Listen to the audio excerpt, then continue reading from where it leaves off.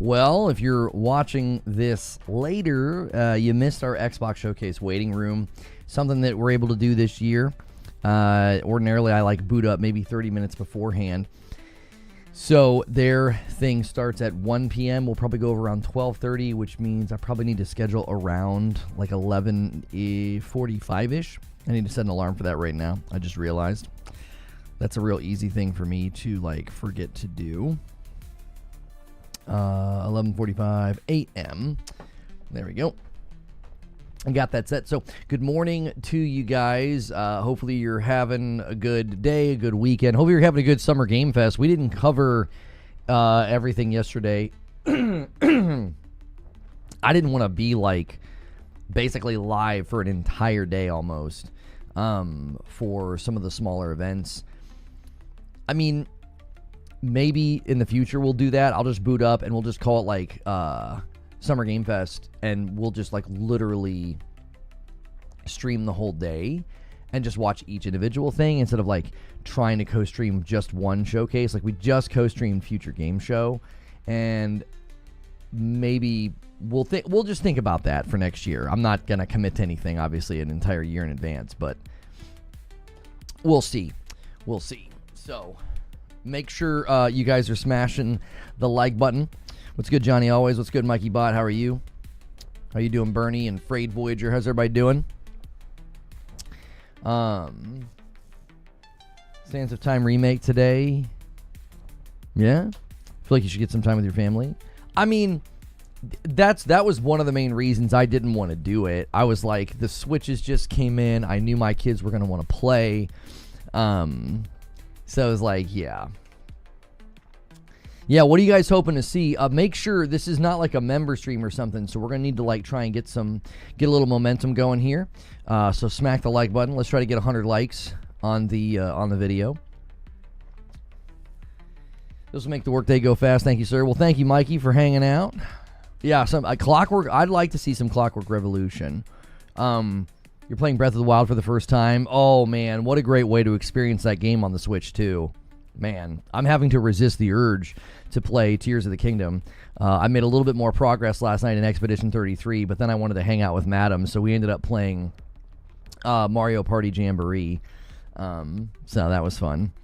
I want to surprise Starfield 2.0.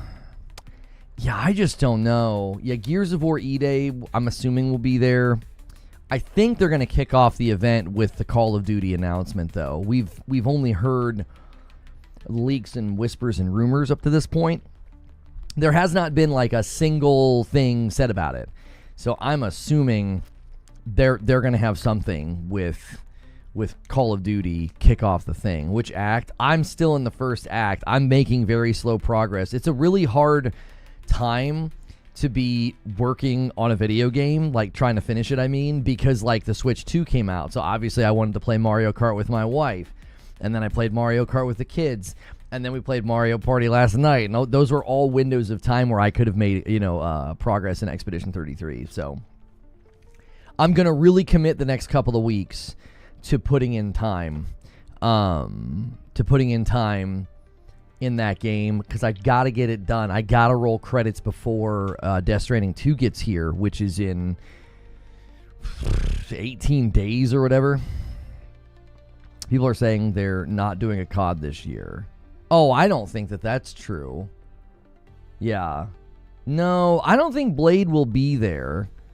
Yeah, I don't think Blade will be there. I also don't think they're going to announce any ports to PlayStation. Like, they're going to announce multi-plat games with the PlayStation logo. I think that's pretty clear. Phil Spencer set that expectation. Here, let me make sure I'm undeafened. There we go, in the Discord. I think Phil made that clear. But I don't think they're going to be like, oh, yeah, we're bringing Starfield to PlayStation. Do you know what I mean? I don't think this is the time for that. I think the main focus of the show would be new things. So I'm hoping to see E-Day.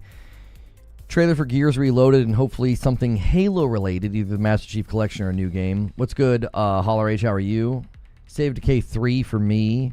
Yeah, I would like to see some State of Decay 3 gameplay, not that simulated stuff they did last time. I'm kind of over that. I really am over that.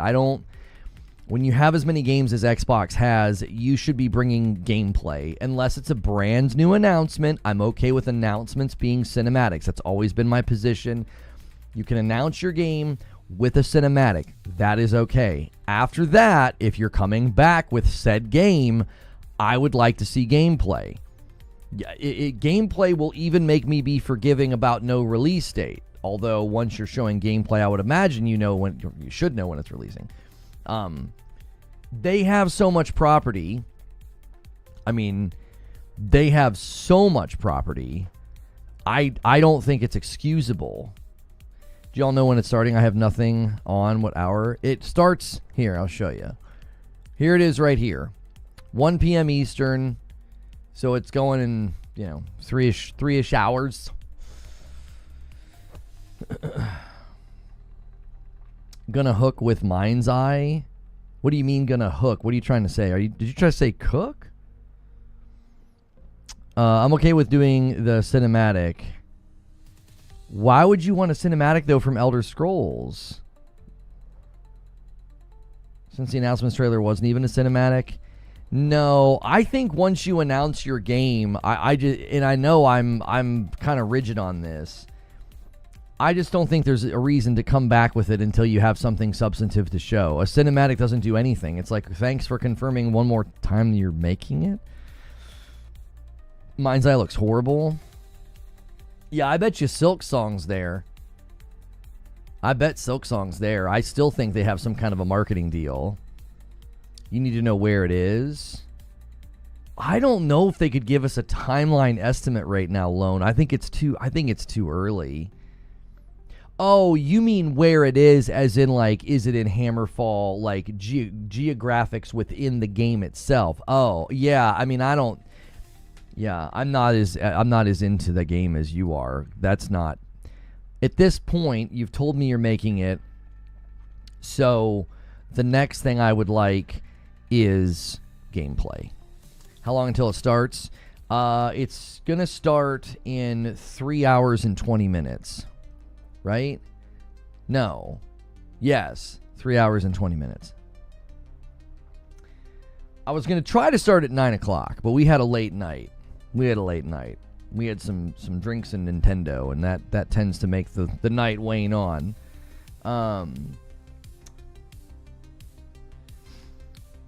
Lono, something crazy. Even though Bungie banned you, your character's light level still changes with the expansions. I saw you on a raid report looking at my old raids. That's hilarious. No, you can bring up Destiny. That doesn't bother me. I'm not even like banned on the website. It doesn't treat me like I'm banned, homie. They did a dev ban through Steam, and somebody just went in and put like 500 years. It's like such an illegitimate ban. It is not a real ban. It was definitely like a retaliatory ban. 100% retaliatory. It was not legitimate because I didn't break any rules. It wasn't like their security team or their enforcement team or whatever, their moderation team, like saw that like, oh, he did something, report, blah, blah, blah, and then they banned me. It wasn't like that. It was a dev ban on Steam. So if I would have had crossplay disabled, I don't know if it would have worked. I think they would have had to have gone, because I would have been able to just boot up on my PlayStation and play. Your Steam name is updated on there too, so the server side still recognizes you. That's really interesting. That's funny. What are you going to do, man? What are you going to do? Want to see what Double Fine and Obsidian have next? I don't know if Obsidian would talk about... Have they said anything about what they're doing next? I mean, they're doing Outer Worlds 2, so I don't know if they would say anything. Like, they literally have the Outer Worlds 2 Direct. So I don't... Yeah, I don't think they would say anything. Wait, what are you banned from? Bungie banned me from Destiny back in like February of 2021. There were people like independently looking into what happened to me, like when I got canceled, and they had discovered that Bungie was involved. And the minute they discovered that, I got banned from Destiny. They just tweeted out eyes or something saying tomorrow. Yeah, because they're doing they're doing the Outer Worlds 2 thing. Or are you talking about a different developer? I don't think Obsidian. I mean, if Obsidian announces something else, that's cool. I wouldn't expect it. I would not expect it. If it's any consolation, that was started me losing trust with them. They certainly did a bit of a speed run in their fall from grace, did they not? They spent the last 5 years falling down the stairs. I spent the last 5 years climbing. So I don't know. I don't know if there's solace in that, you know? A lot of what they've done is self-inflicted. So, and I told people back in 2021 and in 2020, I said, if you run a company that way, it will lead to bad things. It will. I think even Twitch is trying to get things set in order, because I said the same thing about Twitch. I said when you run your company like that, it'll rot from the inside. You can't do that. You can't run a company like that. It's always like in the movies where loyalty only comes from fear, and you're like, well, eventually people are gonna start turning on each other. You know what I mean? There's no honor among thieves, like the old proverb. So it's like you can't run a company like that. Yo, it's good, Ghost in the Garage Gaming. Seeing accusers doing exactly what they tried to pin on you is priceless. Every claim was a confession. Yo, it's good, Javier. Congrats on 55,000 subs. Thank you. Onward and upward. Do you know anything about Forza Horizon 6? I've not heard a word about it. It's probably time. I think anytime you see something get brought over to PlayStation, there's a likelihood they're looking at doing something with it. So, every accusation's a confession. Yeah. I mean, that ended up being a lyric in one of my songs. Every claim was a confession. I played that one for you guys the other night. I started having my trust back with Beyond Light, but then hearing that they banned you for a reason I might need more concise context for, I feel less surprised. To myself, the corporate talk about over-delivering and all was a pin in the coffin. I think a lot of what he said gets interpreted in the worst way possible. I get people's frustration, but he was actually talking a lot of sense. I hate to say it, and I know people are gonna be like, "Are you crazy?" But like, because I know I like November Hotel's work. I like his channel, and he's really taken Bungie to task over that particular GDC presentation. And I actually don't think it's as outlandish as people make it. Like, he was actually making a lot of sense. Like, if you're gonna make a live service game, again, you're in the context of a game that's gonna be ongoing. I always said that. I was always like, you can't give us everything. You can't hit the ceiling, because then there's nowhere to go. Where are you going to go, you know? So, what's taking Silksong so long? The last time Team Cherry spoke in any way about it, they said that the game had become, quote, quite large or quite big. Some sort of phrasing like that. I think that could be worrisome because of scope creep, or it could be somebody just really wanting to make an excellent sequel, you know? And then expectations can just keep going up with every passing day. Yo, guys, keep smashing that like button. We've only been streaming for about 15 minutes, man. What a great turnout. Thank you guys so much.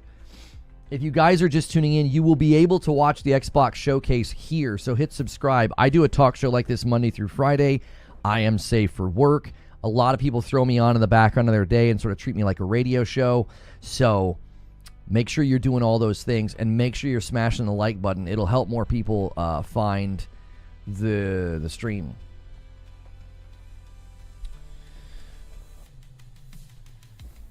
Another day, another PlayStation show. I stand with PlayStation.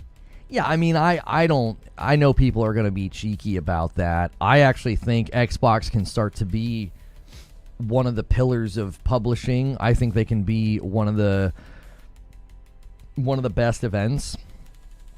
I think their dev directs are really cool, and I think their showcases are always great. They just have to start delivering things on time, and they need to ship at quality. They need to ship feature complete. No more 30 FPS. No more 30 FPS games. No more of that nonsense. Do you upload reaction post-show? I really don't do that. I know that's probably a missed opportunity for like really easy content. I prefer my uploads to be like a little more... I just prefer my uploads to be a little bit more thoughtful, not just me being like, well, here's what I think. Like, that's kind of... We do that in the live show, and so the bulk of my audience would be like, well, why would I watch an upload of something I kind of already heard him say? I am not knocking people who do that kind of content, but because I multi-stream on Twitch and YouTube, it's like, it just ends up being redundant, low-effort content, and I would prefer to be doing a little bit more high-effort content. I'm really wanting to push myself the rest of this year to make the uploads even better. Like, really, really put the work in. It's difficult because of our cadence and how much we do and how much content we create. Like, I'm one guy, and I got one guy that helps me, like, that works for me, and that's it. It's just two of us, and it's our content output is probably double or triple some channels, and it's just the two of us. So I could not afford anybody else. Excitement level for the showcase. I'm expecting a solid 8.5 to a 9. I really am. I think Xbox showcases are typically the strongest of the showcases that happen. Yeah. So I expect a very good show from them. You're disappointed with the switch to third-party support? I think that that's a completely legitimate thing to feel. I mean, those of us sent you a DM. Where did you send it, Minch? Did you send it on Twitter, or did you try to do it in Discord? I got a DM from somebody on Twitter that says, "Be Republican, not woke." Why? Who thinks I'm woke? You sent it on. Hang on.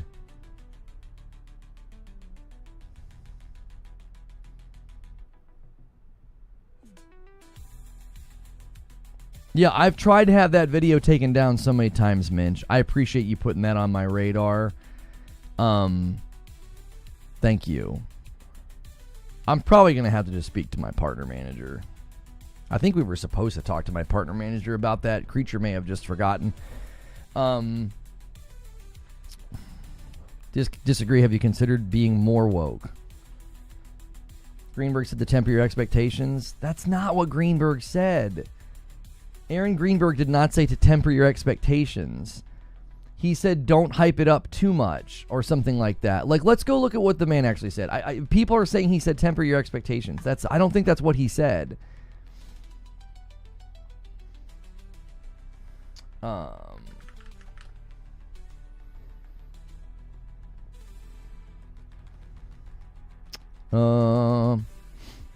Does somebody have a screenshot of it? Was it a quote tweet or was it a quote tweet? Or did he reply to somebody? I think he replied. Hang on. Let me actually pull the tweet up and we're going to look at it. I think people are really misunderstanding what he said.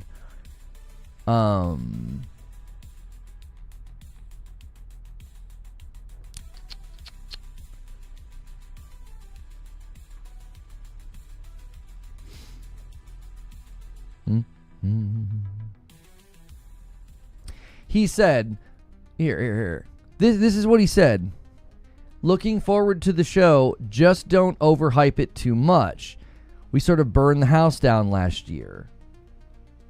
I don't think he's saying temper your expectations. I think he's saying don't overhype it too much. We went a little crazy last year. Like he's saying, like we can't do that every year. I don't think he's saying temper your expectations. It's going to be lame. I really think people are misinterpreting the man's words. Like I'm like, I don't think he's saying temper. Like he's like, don't overhype it too much. There's no way we can do a show like we did last year every year. That confirms it's a new Xbox. Let's go. The light level change feels no different. Honestly, they made it worse even. Oh, you're still talking Destiny. If we don't get a new Xbox announced today that runs Steam and at least Gears Remastered and Elder Scrolls 6, my entire day, my year is ruined.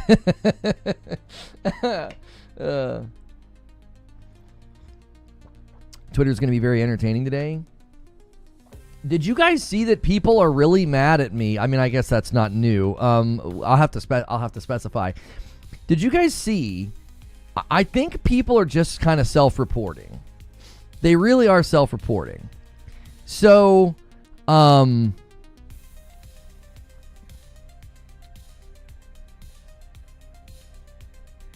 it's even been community noted. It's even been community noted, which is ridiculous. So I may have to appeal the community note with evidence. So literally when we watched this trailer, we had people in our chat saying woke, ugly. We had a screenshot from Twitter of somebody saying she was ugly. So I sent a tweet. That's all I did. And everybody, look at the viewership on the tweet.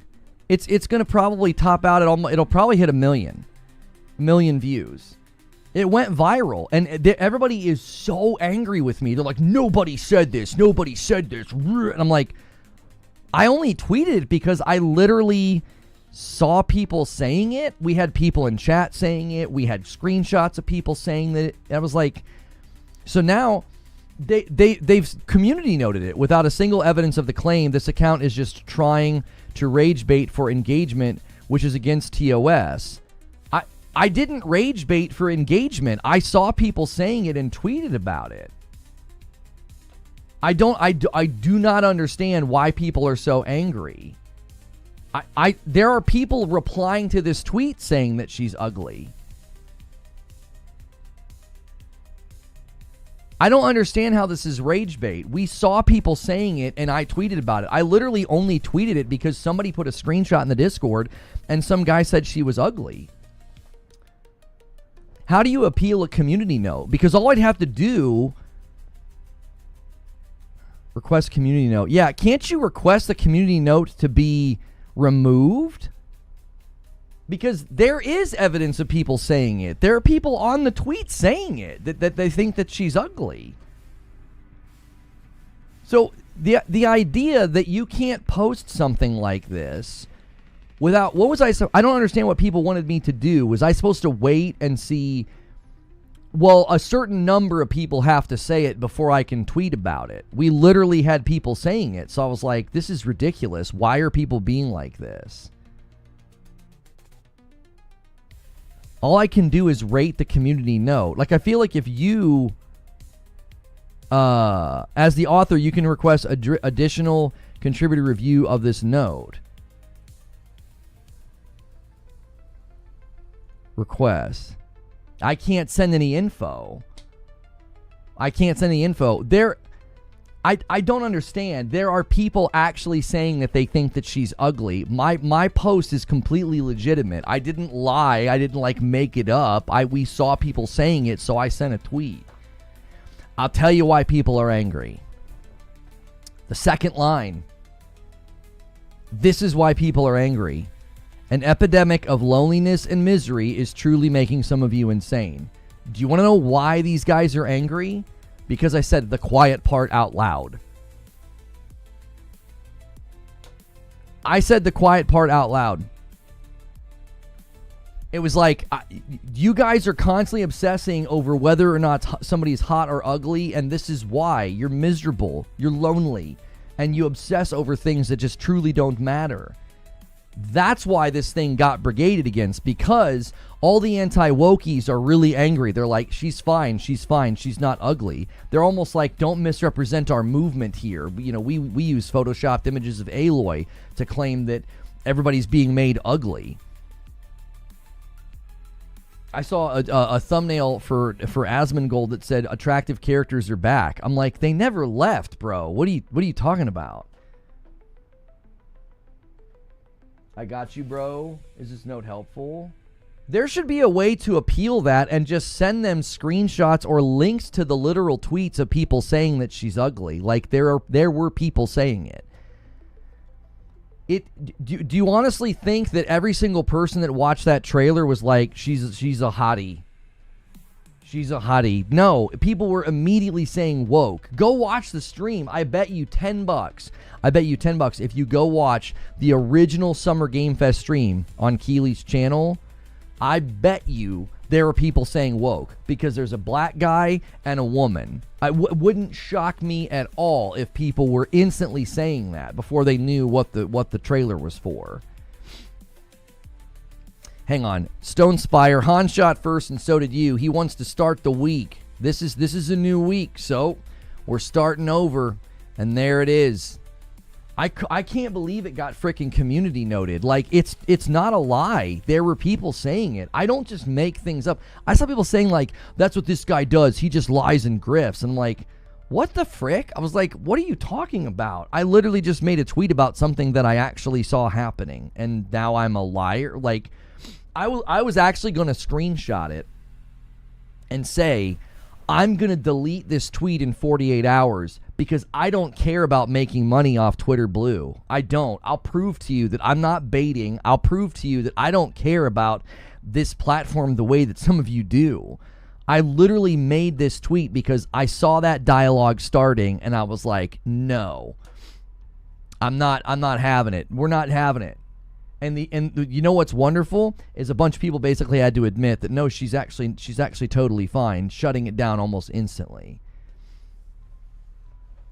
Hang on, Super Googly with the super chat says, "Look at Intergalactic now. That's ugly." She's actually not ugly. She's actually a very attractive person. But in the video, I think she's supposed to look tired and alone and haggard. I don't think they're like making her look ugly. The actual actress is quite pretty.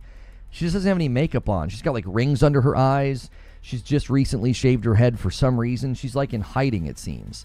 And then B4110 with a 36-month renewal. And then a 5 bomb from Pathalon Phoenix. Getting us started, boys. Getting us started. It's 7-0 Twitch. Where you at? All right.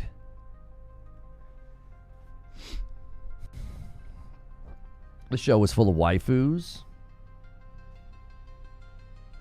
Yeah, there were a lot of games that had that theme. I'm telling you, it's the second part of the tweet that got everybody riled up. And a 5 bomb comes in from Alex. Thank you so much.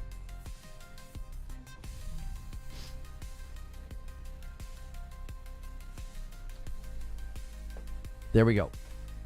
The game is afoot.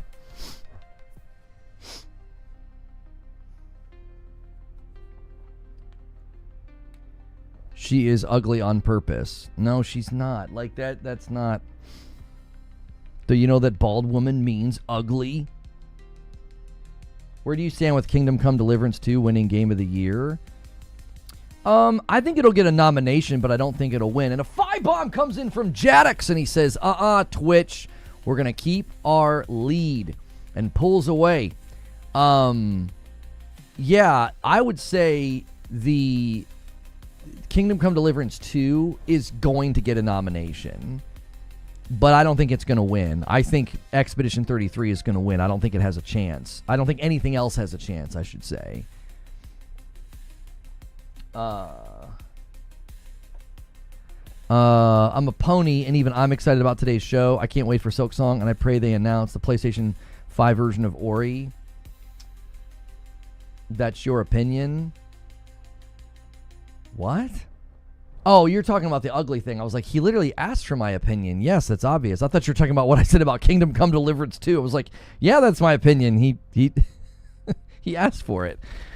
This woke call is absolutely wrong. It's not even close to the games that are like that. I just think I hurt a bunch of people's feelings on Twitter. That's all. I think I hurt their feelings because they know exactly why I made that tweet. They know why I made that tweet. Every freaking game that gets thrown up on this big screen for people to watch gets combed over by these weirdos.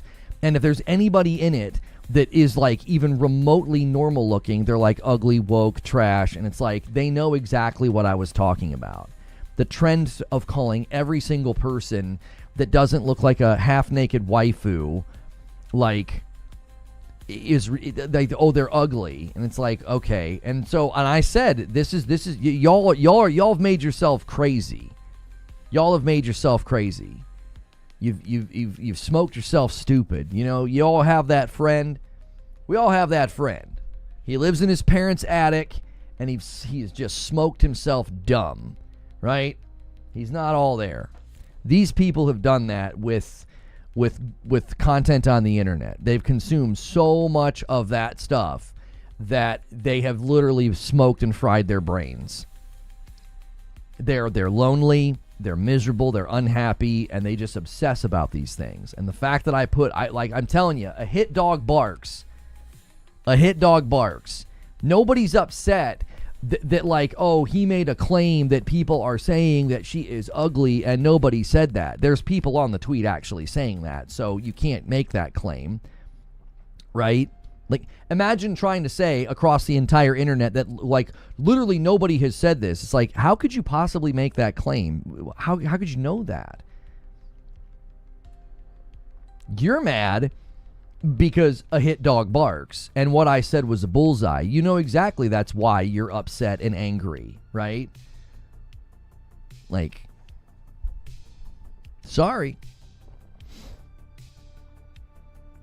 All DEI games have failed this year and last year. Like, I don't even know what you're talking about.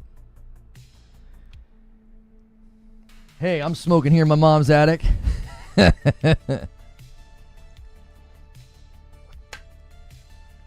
We all have that friend. We all have that friend that smoked themselves stupid. And that's what some of these guys have done. They have fried their brain like an egg. They just live in a cyclone of hate and anger about this stuff.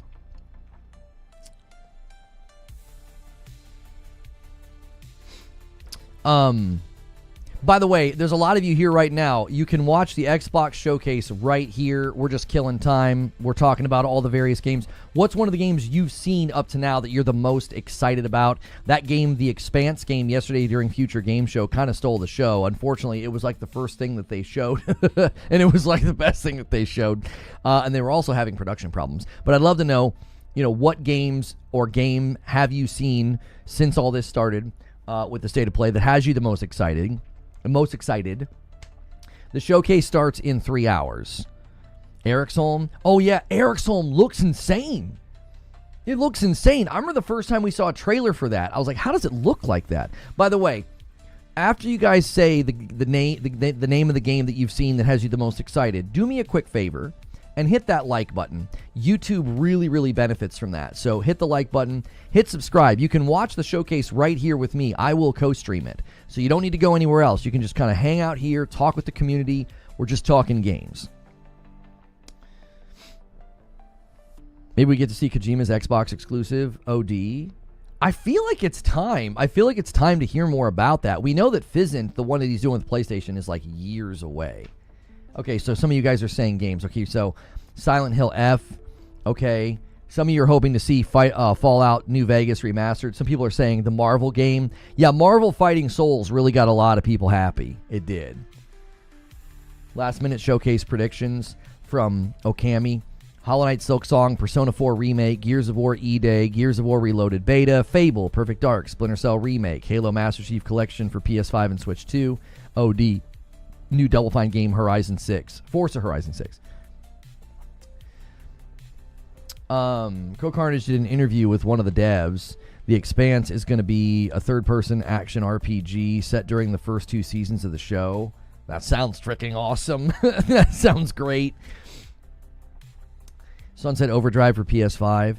I'm seeing rumblings about Sunset Overdrive, but I think it came from 4chan, so I don't know. 4chan kind of... They get some things right sometimes, but I feel like a lot of times they're just kind of baiting.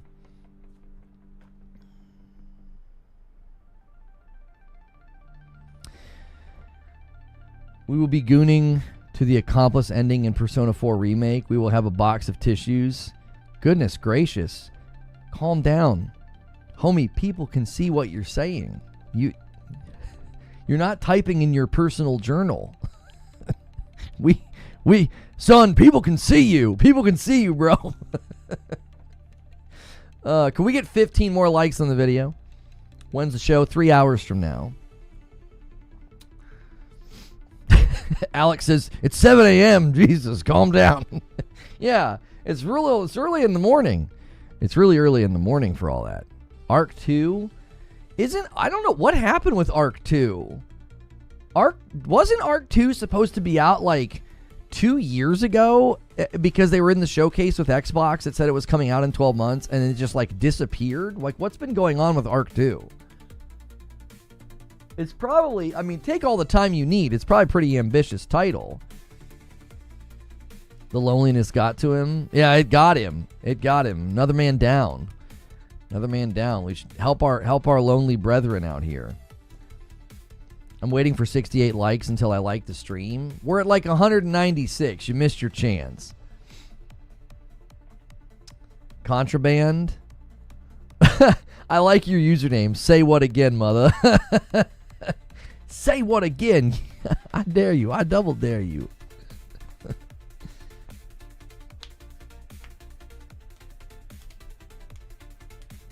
Was it one of those games that got pushed? Oh, yeah. So many games didn't make it. Gears of War E-Day. Yeah, I think Gears of War E-Day will be in this showcase for sure.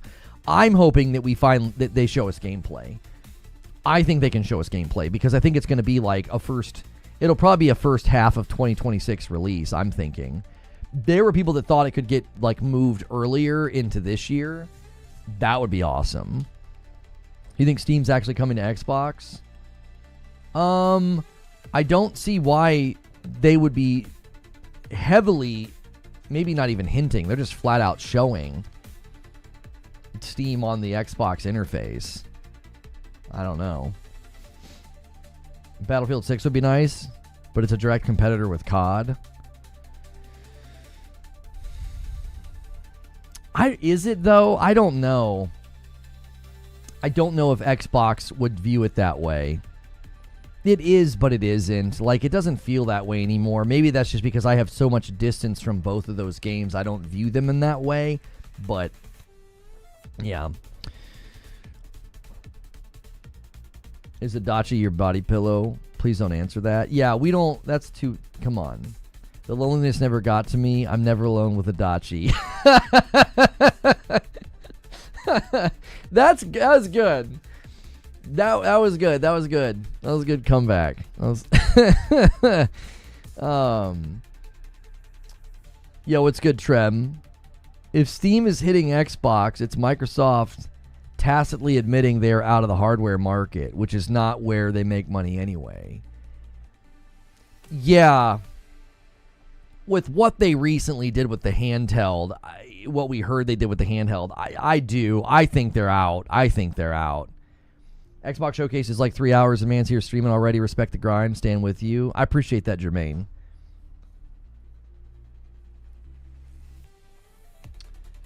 Hang on. Somebody asked me a question.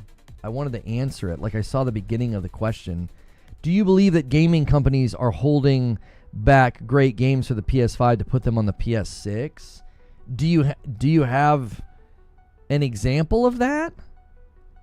I don't know what game are you thinking about? I don't think so. That would be really weird.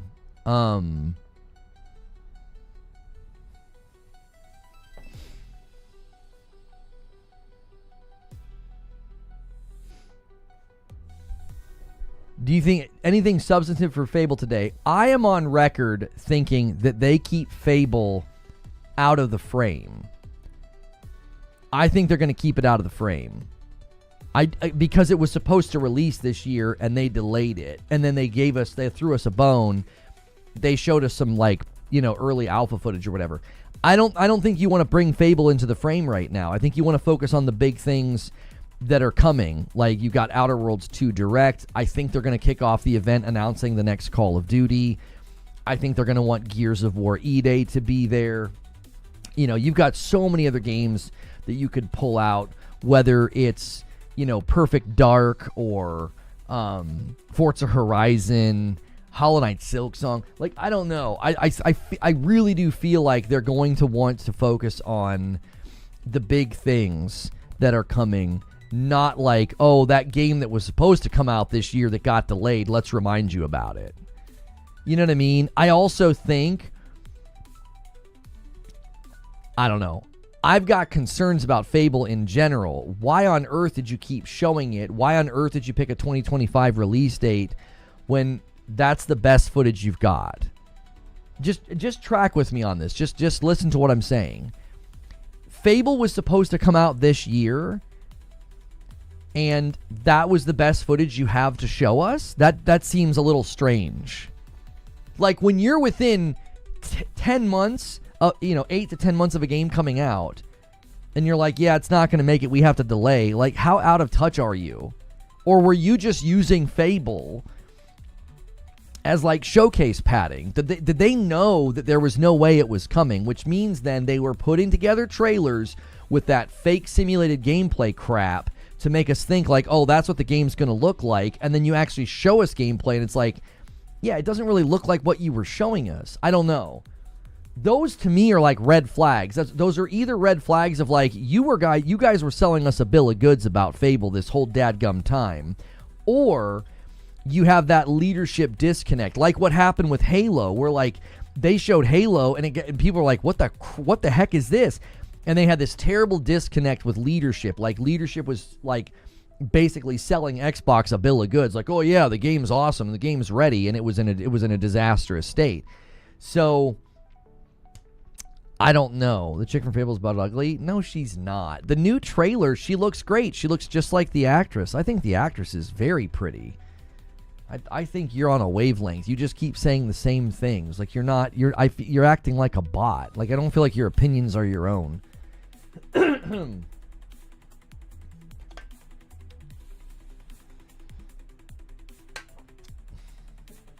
All the shifting raised an eyebrow for me too. Oblivion was slated internally for June and they shoved it to late April.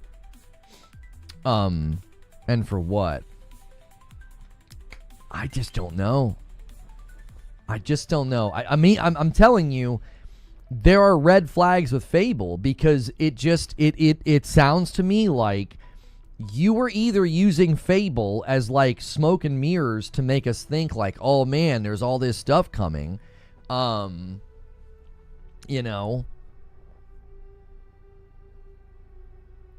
Rubbish DEI crap. What are you talking about? You tipped me 60 euro to say Star Wars Awaken, South of Midnight, Avowed, Dragon Age, Suicide Squad, Unknown 9, Rubbish DEI crap. I don't have the mental energy to talk about why, like, you're using examples that don't support what the original claim was. Like, there are so many more reasons that Star Wars did poorly. It was a poorly built game. The stealth was terrible. Like, it got poor reviews. It had performance issues. There was like a lot of problems with Star Wars Outlaws, and it wasn't just woke, right? South of Midnight was like a smaller game, and it was on Game Pass, and it got good reviews. People seemed to like it. It wasn't ugly characters. What? Like, no. Avowed did terrible, and it had nothing to do with ugly characters. I will readily admit they shoved progressive nonsense into not Avowed. I'm thinking about Dragon Age of Veilguard. Avowed had ugly characters? What are you talking about? I thought people were angry with Avowed because because of what the one director said. I didn't feel like anybody claimed Avowed had ugly characters. Veilguard didn't have ugly characters. Some of the characters were kind of hot, but they put this present day progressive crap in there with Tash. Tash is one of the cringiest, most worst written characters I think I've ever seen, but that's not why Veilguard failed. Veilguard failed because they did a complete and utter departure from what Dragon Age fans wanted, and they built something that nobody was really looking for. Even non-Dragon Age fans like myself, like, I played it, I was having a pretty good time, and after about 20 hours, the combat got repetitive and the story wasn't good enough to hold my interest. So, like, there's all these different reasons. And then Unknown 9 Awakening was not woke trash. It got poor reviews because it wasn't a good game. everybody just singled that game out because of somebody that worked on it or something. Like, nobody even knew what the gist of the game was. And then it came out, and it wasn't a very good game, and it got bad user reviews. Like, the idea that you're just going to do this sweeping thing of, like, well, these games failed, and ugly character, woke failed, DEI failed, and it's like the lack of depth there. Like, your critical thinking skills couldn't fit into a thimble. Like, you're not even analyzing the games as games. Like, if you actually were to analyze why those games failed, they all failed for very different reasons. Suicide Squad Killed the Justice League did not fail because it was woke. It failed because it was a terrible live service game. It was an enormous departure from what they were known for. The content was very repetitive, and pretty much nothing new happened in the game after I rolled credits. But everybody saw, like, a text file from Wonder Woman that said something about toxic masculinity, and because they didn't have Harley Quinn parading around half naked, woke, that's why it failed, woke. And it's like, listen, Harley Quinn could have been naked and Wonder Woman could have made out with her. It wouldn't have made the game any better. That game was bad from its head to its toes. Like, it was not a good game. That's why it failed. The reasons that Suicide Squad Killed the Justice League failed, like, and I had high hopes for that game. I thought that game was going to be good. I rolled credits and I was like, no, like, this is not it. It's not it. I thought they had something and they didn't. Debatable. It would have been better for me. Yeah, for 60 seconds, and then you would have gone back to actually playing the game and you'd have been like, yeah, this game kind of sucks. Tash isn't a bad character because they're trans. They're bad character because they're badly written. Right. You could write a compelling trans character. You could write a compelling non-binary character. You could write compelling characters. Tash was written so poorly. It was written so poorly I can't even speak. Like, it was bad. To the point that, like, I wouldn't even interact with the character. Hang on, I gotta thank this person. $5 from Rotzank says, funny to see all of the Transboxer PC refugee leave Xbox, but still waging the console war because they simply hate PlayStation and their community. And $100 from Zach says, thank you. I don't know what you're thanking me for, but that is a very, very generous super chat. That one hurt. Horribly, yeah. Poor and horribly becoming one word. That's how bad she was written. They were written. I don't know what I'm supposed to call them. Listen, there are a litany of reasons that games fail. There are. And the reason that these guys are now, like, clamoring around new things or trying to move goalposts is because they're losing that argument. They all said that AC Shadows was going to fail and flop, and it didn't. It was the second most commercially successful Assassin's Creed in the history of the franchise. And people will go, but their share value. But it's like, wait. I thought we were talking about that game in particular.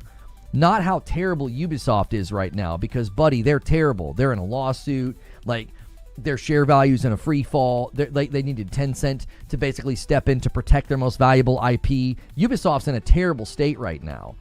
But because AC Shadows actually did what everybody said it wasn't going to do, it did well, and it reviewed well. Look at the user scores. Like, but we got to move the goalposts. We got to say this and that. And so now, I mean, how many times are you going to run the victory lap on games like Concord and Veilguard? How many times? How many? We're halfway through 2025. Are we just going to keep going back to 2024? The birth of the anti-woke gaming movement, and now what? Now what? Now what are you going to take victory laps on? What's come out this year to set your sights on? It's been an amazing year. They said that Split Fiction was non-binary. It sold incredibly well. They went after Kingdom Come Deliverance 2. It sold incredibly well. They went after AC Shadows. It sold incredibly well. What? What was the other one? Wasn't there something else they went after? They went after Monster Hunter Wilds because you could put a beard on a woman. They're all angry. What is this? Sold incredibly well. Ubisoft's not doing Ubisoft Forward this year. They skipped. AC Shadows didn't sell. What are you talking about? They literally spoke to their shareholders and shared the revenue reports. It's the second most commercially successful Assassin's Creed, only behind Valhalla. Valhalla is an exception because of when it landed.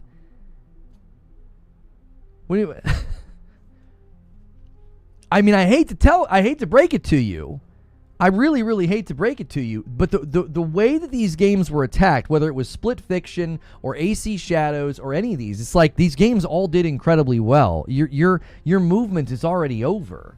You've done nothing but yell and scream and celebrate games that were really bad to begin with, failing and flopping. Those games would have failed no matter what was in them. I agree with you, but there's a strong correlation between devs willing to insert woke trash in their games and poor final game products. Right, correlation is not causation though, Pacey. I think the missing piece of that puzzle is that when somebody's focusing on those things, they're probably not going to make a very good game. Do you see? The correlation is not wokeness kills a game. It's somebody willing to do that is probably not building a very good game. Like that director that like lost his dadgum mind about Elon, he's probably terrible to work with. Can you imagine the creativity snuffing that happens in an environment like that? That guy's insane. That guy's insane. It's not go woke, go broke. It's if you're willing to do that and behave in that way. Okay, let's look at Concord as an example. Concord failed and flopped because of toxic positivity and the internal operations at that company.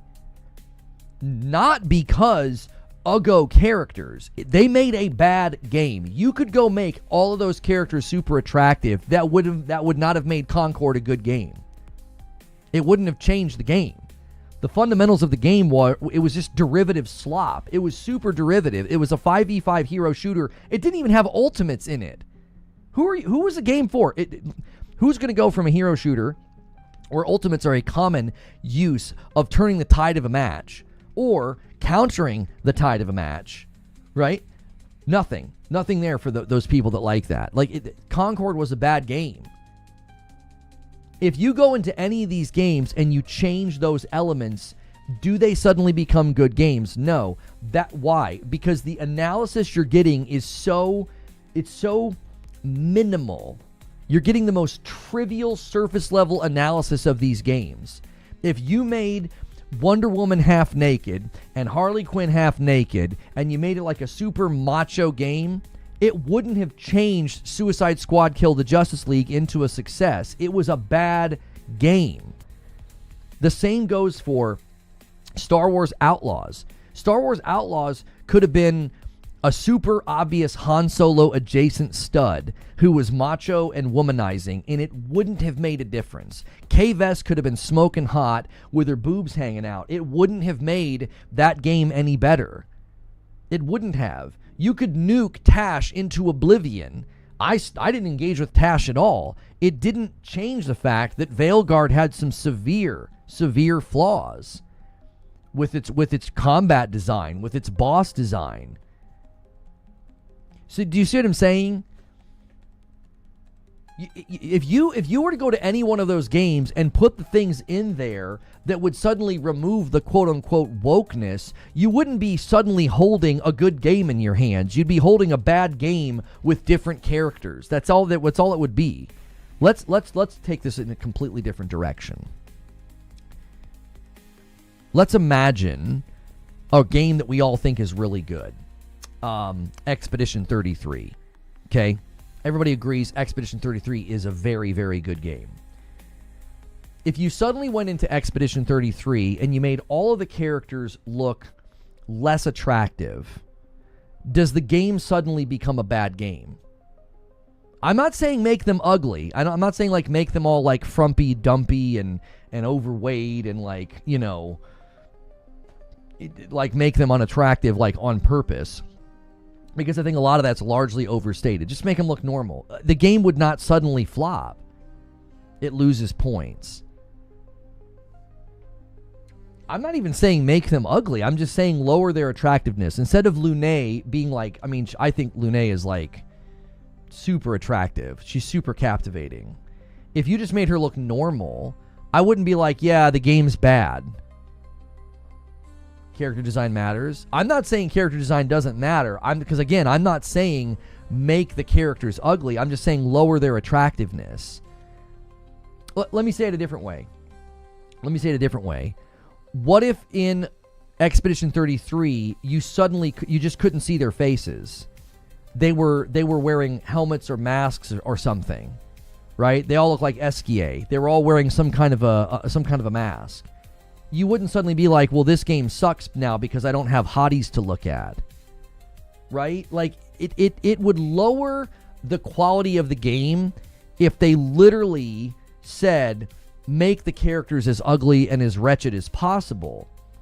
But that's not even really happening in the examples that people give. They'll like use pictures of Aloy that have been photoshopped, and it's like they're side by sides. Aloy looks just like the actress. So again, so much of this it's this big illusion of like, oh yeah, if you do this, it'll make your game bad. And it's like, no, they made bad games. And then they also happened to be making decisions about character design or story beats that you think, well, that's what sunk the game. And I'm like, I don't think so. I think if you did actual analysis of these games, there's like a litany of reasons that the games are bad. Like, just do analysis of the vanilla version of Star Wars Outlaws, and you'll see what I'm talking about. There's like a laundry list of problems. K-Vess not being super hot, that's like the least of that game's worries when it launched. That's like the least of that game's worries. It had all sorts of problems. And instead of talking about that, it got turned into, oh, yeah, go woke, go broke. And it's like, no, make a bad game go broke. Like, they made a bad game. Hang on, I got to thank Noberto. Noberto with 49 months says, gaming discourse has gotten so sad. I'm glad that people like you are smacking down misinformation. Love you, homie, and love this community. Yes, even Zubair. Thank you, Noberto. Let me add that to the total.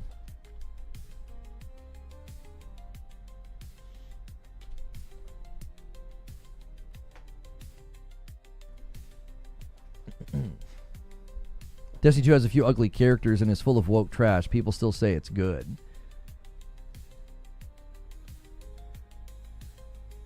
Stellar Blade 2, Expedition 33, Black Myth Wukong are great games. Characters are masculine and sexy women. Storyline is fantastic. Characters are masculine? What are you even talking about? 2 singles from Stone Spire. He's trying to bait the 5 bomb, the 25. Thank you so much, Stone Spire.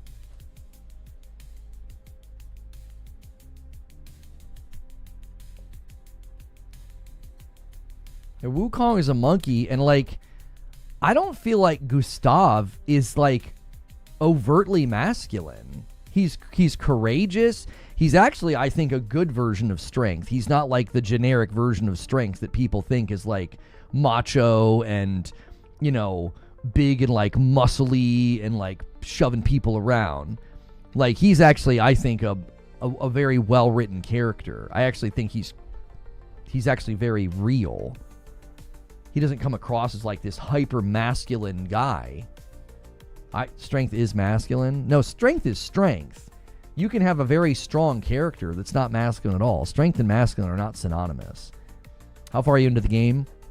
We're getting near Esquier's stone. I'm having a hard time moving through it quickly. I'm still in Act 1 because the Switch 2 came out this week, so I was playing Mario Kart with my wife and kids instead of playing Expedition 33. Listen.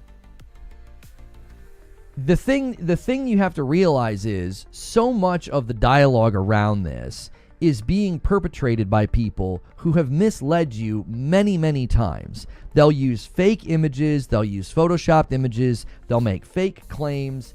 It's so much of it is not, it's not real. So much of it is made up.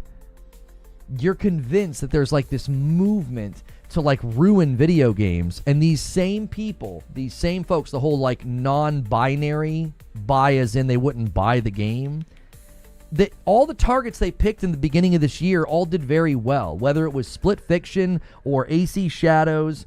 What was the other one? There was a whole image, and it became the most ironic image that I've ever seen, because it was literally a bunch of games that did well.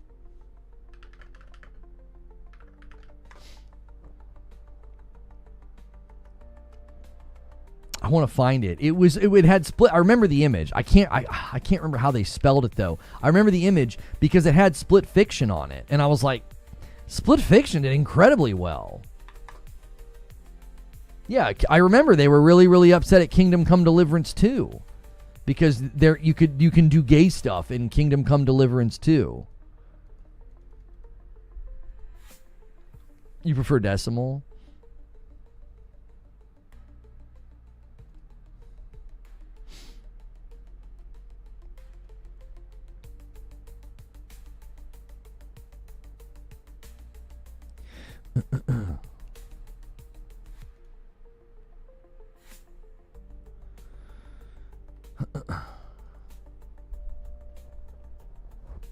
I could write a term paper on how Gustav is a great example of a male character. Yeah, he's loyal, he's brave, he's caring, he's gentle. Like he's a great character. He is not some cliche macho masculine guy. I believe he expresses a very good version of masculinity. I think he's actually quite a good example of it. Instead of just like the exaggerated version that so many people think is like a version of masculinity, you know what I mean? Like this Andrew Tate version of masculinity. It's like, no. I watched a video today of I forget what it was about. What was it about? It was about Tomb Raider, and it was Critical Drinker. And what amazed me about it is, I like some of Drinker's stuff, and I don't like some of his stuff. Because the minute he starts talking about video games, I feel like he falls off of a cliff. And he was talking about Tomb Raider, and it really struck me.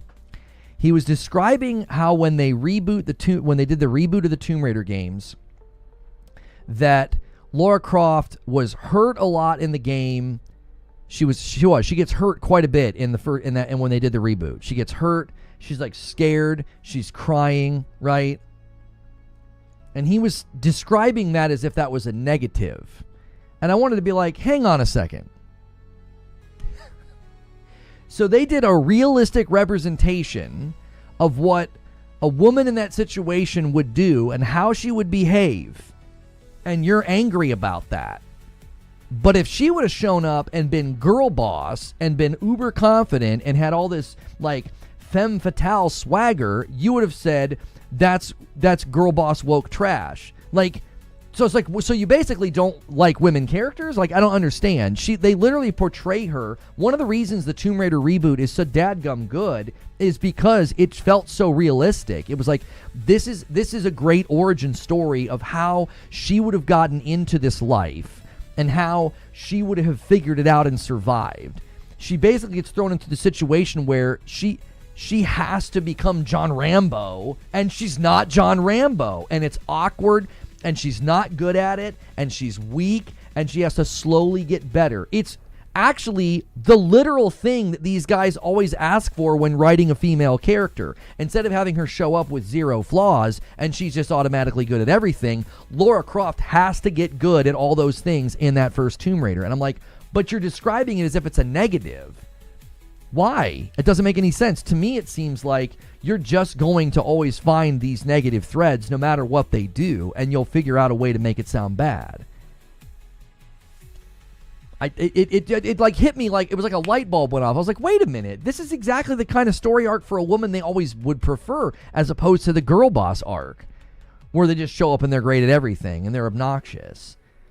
Thank you for the $5 super chat, Jeffrey. A leaked showed Sunset Overdrive sequel not developed or overseen by Insomniac for Xbox and the PS5 Pro. How true could that be? I thought that came from 4chan, so I don't know how true that is. Are the new Tomb Raider games worth a go? There's 3 of them, and I think the first 2 are great. I think the third one kind of falls off because it was a different studio. It was a very different game. It was nothing like... The first 2 are great, I think. I think they're wonderful. I would love remasters of those because they could be polished up a little bit. Like, I think the controls could be a little bit better. performance and graphics could be a little bit better. I think those would make for great remasters, especially with like, the new gen stuff we can do with lighting and stuff. I think they'd be fantastic. I just don't think the third game's very good.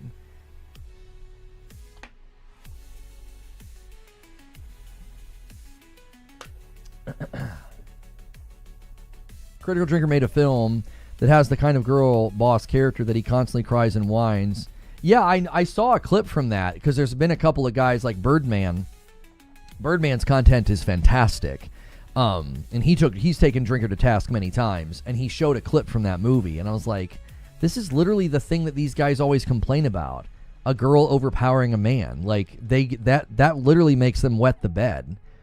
And that was like in his movie, and I was like, what? It was super surprising. It was very surprising. Ghost of Yotei is based on Japanese samurai female fighters who were courageous in fighting. Yeah, but they did the same thing with Ghost of Yotei. A lot of these guys with these channels and this anti-woke grift, they all started making false claims.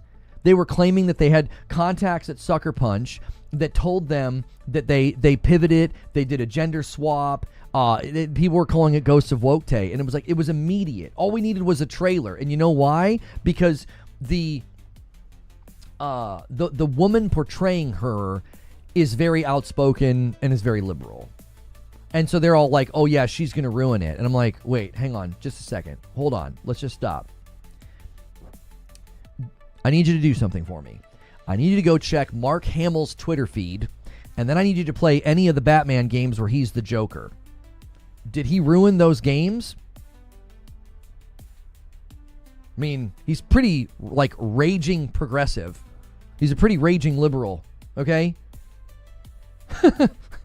Did he ruin the Joker? No, he did a phenomenal job. He's basically canonized in the history of Batman as the best Joker voice. Not gonna lie, Jin is better. How do you know that?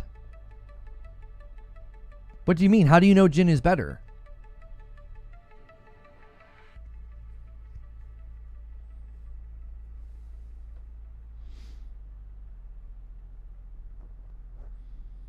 Did he ruin Luke Skywalker? That's what I'm saying. Do you expect Switch 2 announcements? Yes, I expect some of the games to be landing on the Switch 2. Yeah, I think publishers, developers, anybody paying attention is going to want their games on the Switch 2. Yeah. Guys, do me a quick favor and smash the like button. Thanks so much for being here. Great turnout, great day.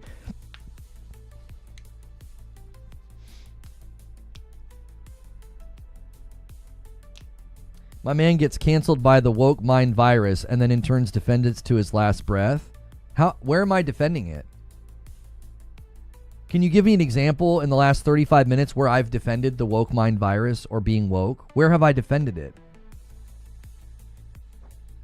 I said that Tash was one of the worst written characters and they obviously shoved progressive nonsense into the game and it was awful and cringy. Is that me defending wokeness? Me saying that bad games failed because they were bad games is not me defending anything woke. Like, if you actually knew my views on things, you would know that, like, I coined the term diversity dust because I think that they do that in media. They just sprinkle diversity dust on their content to try to get, like, weird social points. I think casting Snape as a black man is going to be one of the dumbest decisions ever made in, like, the history of adapting books to film. Am I defending do you even know my opinions on things, or you hear me pushing against people who lie and people who make content that isn't true, and you're like, oh, he's defending the woke mind virus. And I didn't get canceled by the woke mind virus. I got canceled by lies and an exaggerated sense of Me Too movement. I didn't get canceled by a woke mind virus. Anybody that's ever tried to make what happened to me about woke is an idiot. It had nothing to do with woke anything. It was a bunch of people with unresolved trauma taking it out on me. It had nothing to do with woke.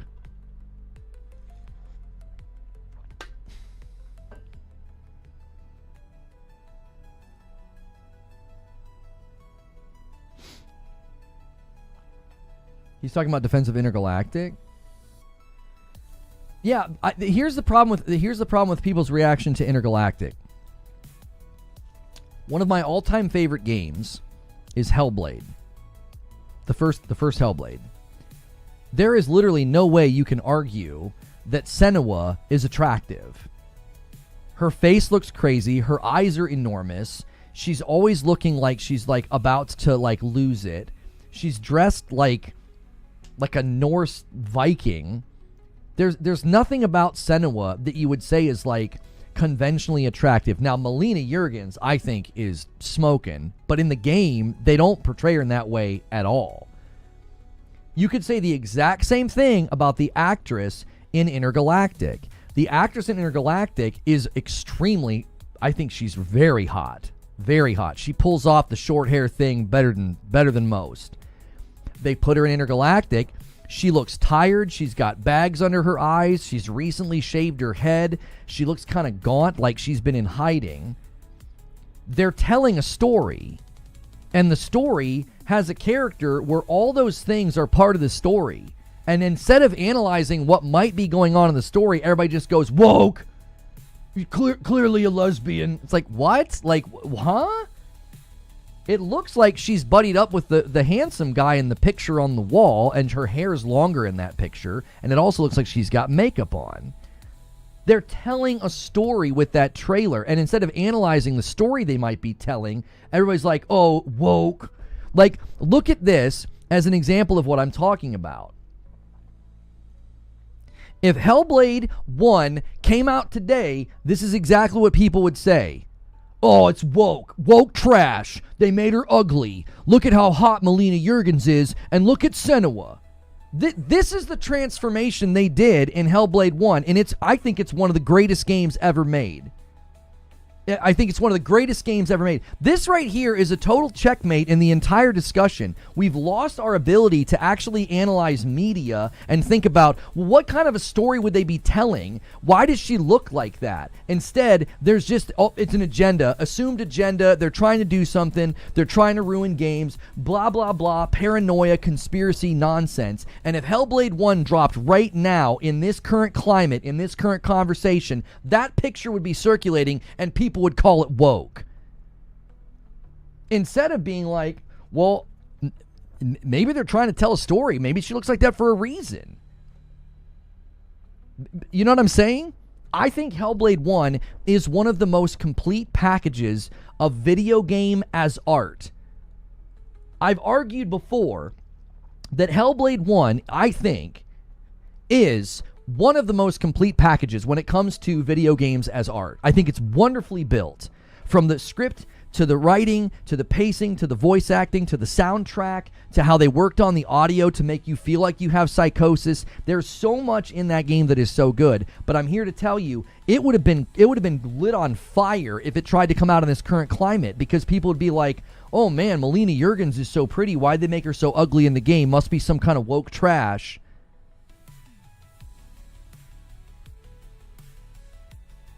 The character isn't supposed to be hot. She's literally a mentally unstable woman going berserk.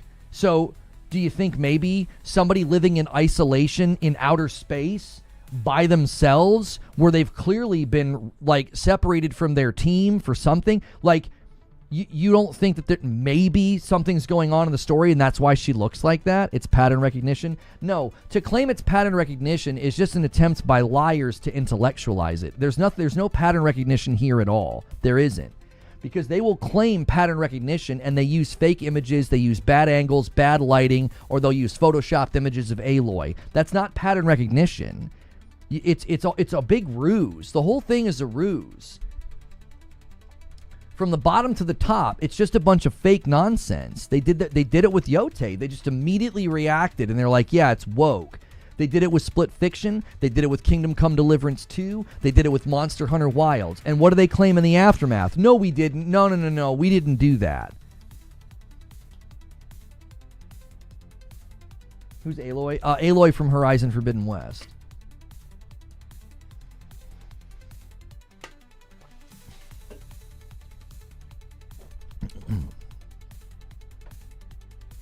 You don't get any points for recognizing a pattern you created yourself. That's exactly what I'm talking about. And the games are bad because they focus on woke instead of making a good game. All the diversity is forced and contrived and focused on in a way that is inauthentic and takes focus away from the game itself because it comes from a place of narcissism and not creativity. That's what the woke conversation is about, not woman bad or ugly so clearly woke. No, it is. That's what it is, because so much of the conversation, Leshies, is about games that aren't even out yet. Intergalactic's not even out yet. What if there are flashbacks of Toddy? I believe, is that how you pronounce her name, the actress? What if there are flashbacks of her where she looks like, I don't know if you saw her in the Last of Us show. She was really hot. She had like makeup on, like she was looking pretty awesome. What if there are flashbacks and she looks like that? What, you see what I'm saying? Like, what if they're establishing like how much her life has changed, and some of it has to do with her appearance?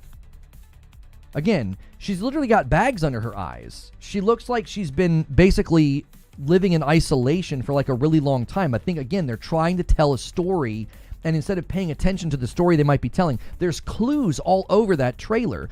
There's a picture of her where like she doesn't look like that. People are looking for mining canaries, and thus far those things have been indicators of what the devs focuses on. But those mining canaries don't work in any other medium. I just proved that with Hellblade 1. If you would have tried to do that with Hellblade 1, you'd have completely misfired. You'd have been like, oh yeah, Hellblade 1's going to be woke trash, and it wasn't.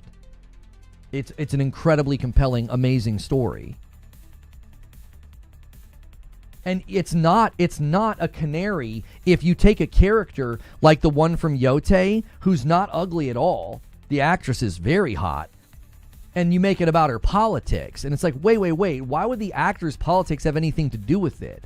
It's desperate. These guys are grasping at straws. It's like there wasn't anything in the original Yote trailer to signal this pattern recognition that you guys claim that you're seeing. So what did we have to do? We got a bunch of obfuscation and a bunch of weird conspiracy theories and like, oh, I got an email and somebody told me that they did this, unconfirmed. So a bunch of people that are working on a game suddenly, randomly, somebody that was at the studio decided to reach out to a random YouTuber and be like, oh yeah, it's totally woke. They wouldn't go to like, I don't know, a press outlet where they have to be vetted and actually prove that they worked on the project and actually prove that they're a part of the company. Like when you actually go to a press outlet who vets their sources, like what Jason Schreier does or what Tom Henderson does, there's a vetting process. But no, a random employee from Sucker Punch decided to reach out to a random YouTuber instead of like the actual press. Do you see what I'm saying? It's not pattern recognition. It's this fabricated story of like, oh, they're doing all this stuff, and so much of it has been misrepresented. Here's the thing where I agree with you, Leshies. Here's our common ground. Yes, there are people that decided to make their game about something other than the game, and it hurt the creative process. The same thing would happen if a guy wanted to make his game very much anti-woke, and he was intentionally trying to put that messaging in the game. Dollars to donuts, it would hurt the game's quality, because instead of making it about, oh, we're going to make a really good game, it would be about something else. So we're in agreement that the minute somebody starts to say, I want to inject my present-day political views or cultural views into my video game, that's not a good context for game development. We are in agreement about that. But it doesn't matter what the view is. Do you see the important part? The important part is it doesn't matter what the view is. If that's what they're doing, it will be disruptive to the creative process. It could be hyper, conservative, right-leaning politics. If you injected that into a game, I would be like, why is this here? This is obnoxious. I would think the same thing that I think about Tash in Dragon Age the Veilguard. I'd be like, why did you inject a bunch of, modernity, a bunch of modern thought processes and vocabulary into this video game? It would be annoying. Like, again, what killed Concord wasn't derpy characters and wokeness. What killed Concord was hubris and toxic positivity. It was Bungie's DNA bleeding over into another company. What's gonna kill Bungie is the same thing. It's not wokeness and rainbow flags. It's hubris and this drunk on your own self-righteous attitude, which can go hand in hand with the wokies. I know. Both sides have their own breed of that. But I think a lot of y'all are misfiring and you're getting misled by people. I think that's the real thing I keep coming back to. A lot of what I tried to focus on with what happened to me in 2020 was, why was it okay for people to lie? Stop with the whole, you apologized, you admitted to everything, because I didn't. That's false. That's also a lie. I never did that. I apologized for inappropriate remarks. That's the only thing I've ever apologized for. Okay, so shove that to the side and just answer the question. Why was it okay for people to lie? Provably lied, made things up, fabricated stories, falsified things. Why was that okay? Why was that okay? Let me ask you the same question in this context. Okay, I think there's evidence that there are progressive ideals and progressive verbiage getting injected into video games. We'll agree on that. Why is it okay for the people covering it to lie? Why is it okay? So many of these YouTubers have been caught lying, making things up, photoshopping images of Aloy, claiming they gotten emails and stuff. Why is it okay for them to lie? Why? Can you answer that question? There's a nugget of truth in saying Lono said things that were not appropriate. There's a nugget of truth, and then it just gets wrapped in a lie, and it gets wrapped in a bunch of nonsense. There's a nugget of truth here. Yes, people are injecting their views into video games. It's been happening for a really long time. Why is it okay to lie about it, though, when you're covering it? Why is it okay for people to misrepresent it?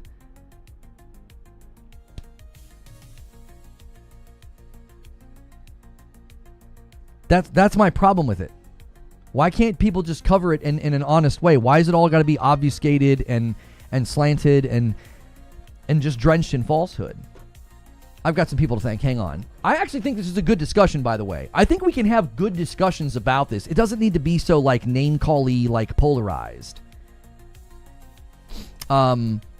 Dan's Atastic with a 45-month renewal. Let me add you guys to the member count. And then another one from Benevolent Icon. Expedition 33 is forced diversity woke. The backdrop is okay, but forcing French is liberal agenda against American exceptionalism. It would be far more believable if the characters were American. Shut the frick up. Thank you for 31 months. And Dan's Atastic says, I thought today was Monday since you're on. Almost panicked. Excited for a work day.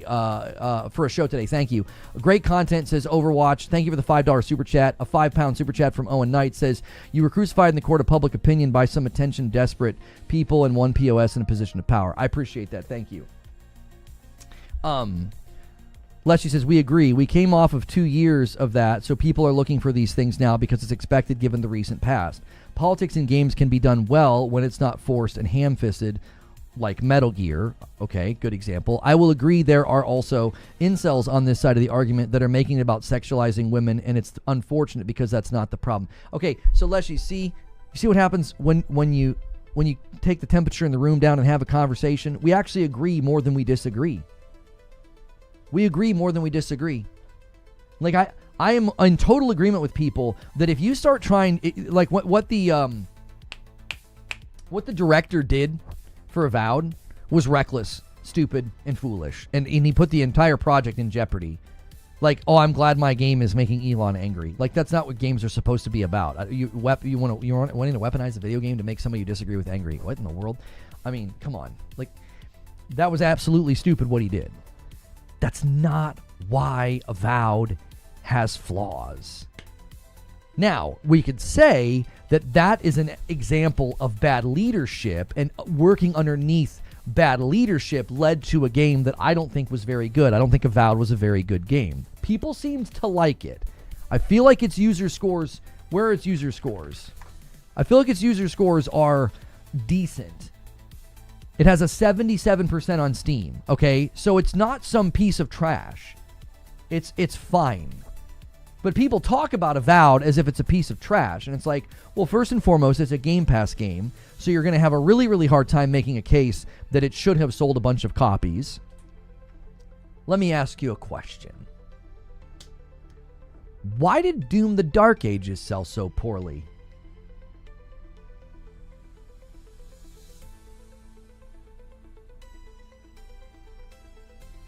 Where are the anti-woke channels on that?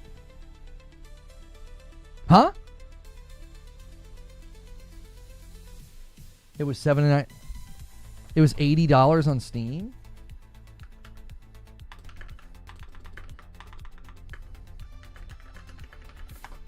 Doom the Dark Ages was on PlayStation, by the way, the larger console platform, and it didn't sell well there either. It has an 86% on Steam, and it's $70, not $80. So you think price... Okay, you're probably right. Price point on Steam probably did play a role. I think that's a fair made point. $70 is very much something that the Steam user base would react negatively to. I think that's a fair made point. But shouldn't that game have just sold incredibly well? It's a man's game. It's macho. It's tough. It's brutal. It's visceral. It's like literally from that era of time. Can someone explain how Doom is woke? Oh, I'm not saying Doom is woke. I'm saying if that's the level of analysis that we get, then why did Doom not do well? Do you know what you're going to get from people? You're going to get analysis. They're going to say, well, $70 price point on Steam, that's pretty stigmatized within the Steam user base. It was on Game Pass. The PC user base of Game Pass is larger than the console user base of Game Pass. It was a pretty big departure from Doom Eternal, which is viewed as the best Doom by many, many people. And that departure drove people away. Did you hear that? Did you hear that? That was analysis of why a game didn't sell well. Isn't that interesting?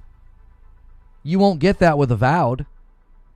You just get go woke, go broke. Do you see what I'm saying? I'm saying that you should demand better. Demand analysis. Demand thoughtfulness. Not just this drivel where when something does poorly, well, the characters aren't hot and half naked, so woke. It's like, what?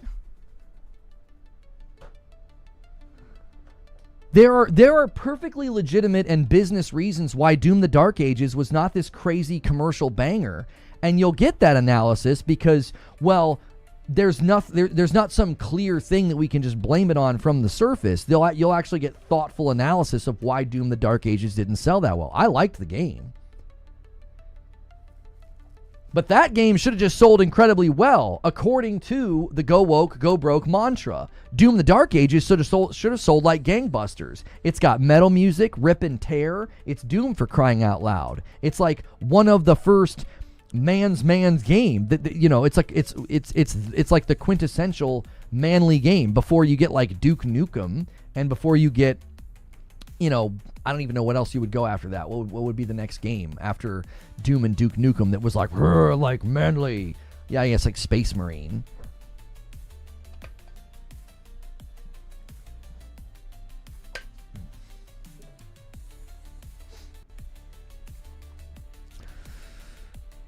When I heard it wasn't Gordon during the soundtrack, oh no, soundtrack was definitely weaker. Owen Knight with a £5 tip.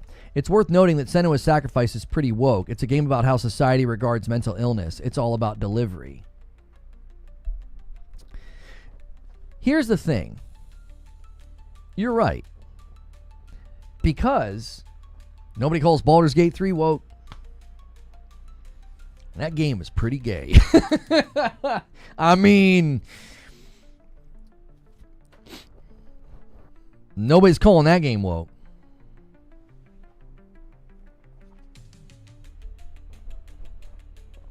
I agree with you. To that end, maybe you're on my side on this, I'm not sure. Doesn't that mean we should wait to play a game like Ghost of Yotei? or intergalactic. It's all about delivery, isn't it? I'll give you an example in my own life. When I heard about The Last of Us Part 2, I disagreed with it. I thought it was a bad story decision. I thought they did it in a bad way. And I thought that Ghost of Tsushima should have won Game of the Year. I had every reason to go into The Last of Us Part 2 and dislike it. I was predisposed to dislike it. I was raised very conservatively. I am a Christian, and I had every reason to walk in to The Last of Us Part 2 and be like, this sucks. And I played it, and I think it's a masterpiece. Why? It's all about delivery. There is no agenda. There's no preaching. There's nothing in that game that would make me feel like that the views of the author are just bleeding through and hitting me in the face. Do you know what I'm saying? Like, I had every reason to go into The Last of Us Part 2 and hate it. And a lot of what people think about that game, you know what it's based in? It's based in lies. I agree, Lono, and I'm Muslim. Well, it's good to know you, brother. I mean, you know what I'm saying? Like, exactly. Like, you and I both would have a lot of reasons to go into a game like The Last of Us Part 2 and be like, this is bad. Abby has an unrealistic body. No, she doesn't. It was a body scan from a real person, like an actual woman with a body like that. Have you never watched any of the women that get into like the MMA and the way they train and build their bodies? Like, have you never seen that? Have you never seen the women that go viral on TikTok because they're hulking out, man? They get big all the time. What are you talking about? She looks like me. Press X to doubt.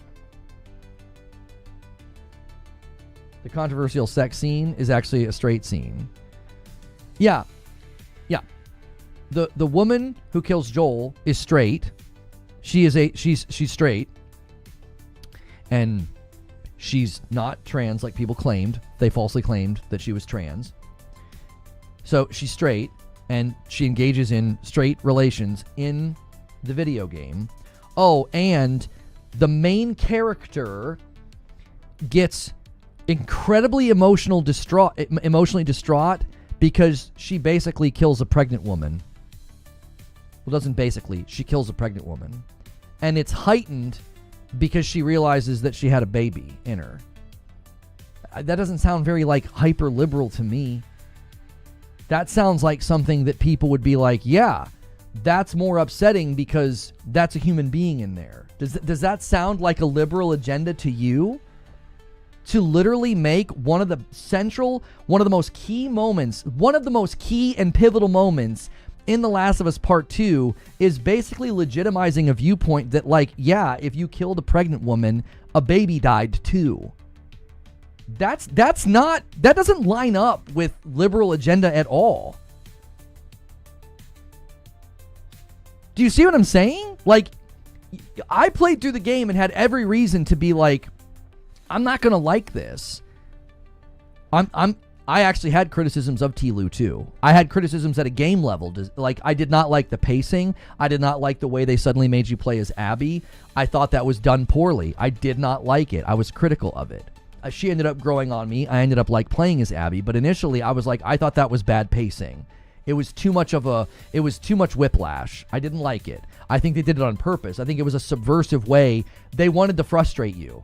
I genuinely think if you asked them about that, they would say, we did that on purpose. We did it on purpose. We wanted to frustrate the player because that was then a subversive experience for you to then suddenly decide that Abby's actually not as bad as we all thought. Not blowing smoke. That's a great point that I never caught. If you actually do analysis of the story of The Last of Us Part 2, instead of the nonsense that people do on YouTube where they just claim it was some, woke liberal agenda or whatever, and you actually analyze the story, there is not a hint of that in the story at all. It's just a real raw representation of what things would be like. I want you to really think about that. Ellie is a lesbian. And even she as a character does not embody what you would expect, like a liberal author writing a lesbian. You would expect them to make her liberal. Well, then why would she be so upset at when she accidentally kills basically two people? She kills a woman and her baby. Why would she be upset about that? Do you see what I'm saying? It's real. It's raw. It's a very accurate depiction of how somebody would react to that. You would feel a heightened sense of remorse. You would. You would be like, oh my gosh, you would question if you're a terrible person. You would question everything about yourself. Like, it's a soul-searching moment for the lead character in the game. So again, if you actually do analysis of that game and you break it down, again, that's a common one that people throw out there, that they'll try to claim, well, that's why we're just going to assume that Intergalactic's bad. And it's like, 9 times out of 10, these people didn't play The Last of Us Part 2. They had elements of the story distorted to them from a YouTuber, and they believe that The Last of Us Part 2 failed, flopped, and was terrible, even though lifetime sales are like 10 million and it won Game of the Year. They'll claim that was all political. You can't get that body type in the apocalypse without using steroids.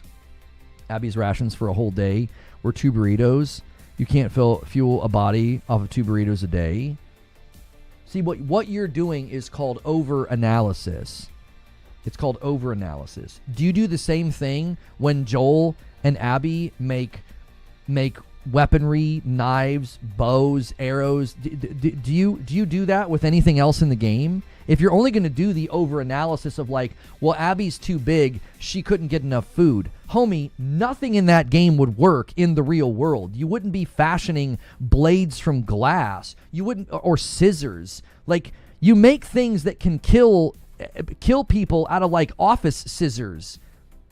And like, you find bottles and cloth and you are able to heal yourself. Like, nobody gets that like pedantically analytical of those games until it comes to like Abby's body.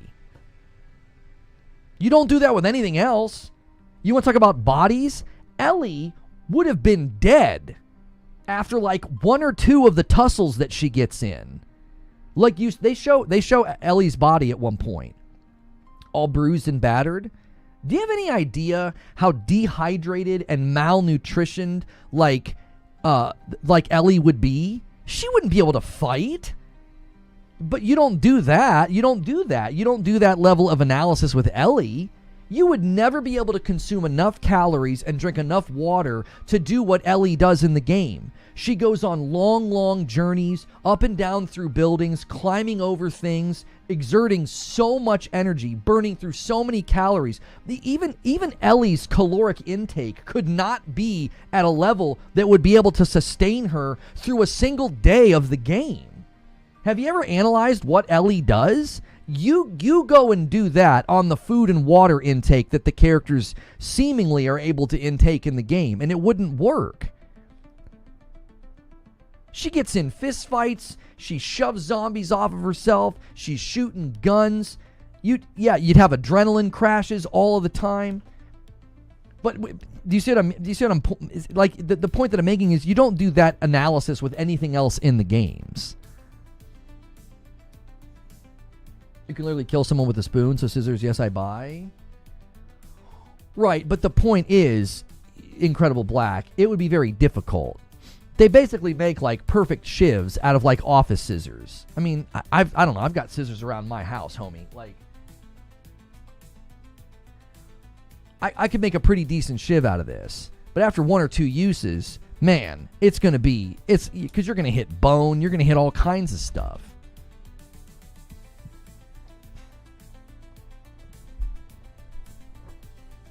How many PS5 ports are going to be in the show? I don't know if there's going to be ports. I think there's going to be multi-plat announcements.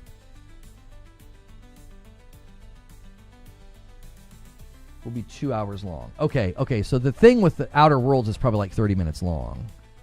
Abby literally lives in a sports stadium with a gym surrounded by hatcheries and farmland you literally drive through that feed a giant army. The WLF is not struggling.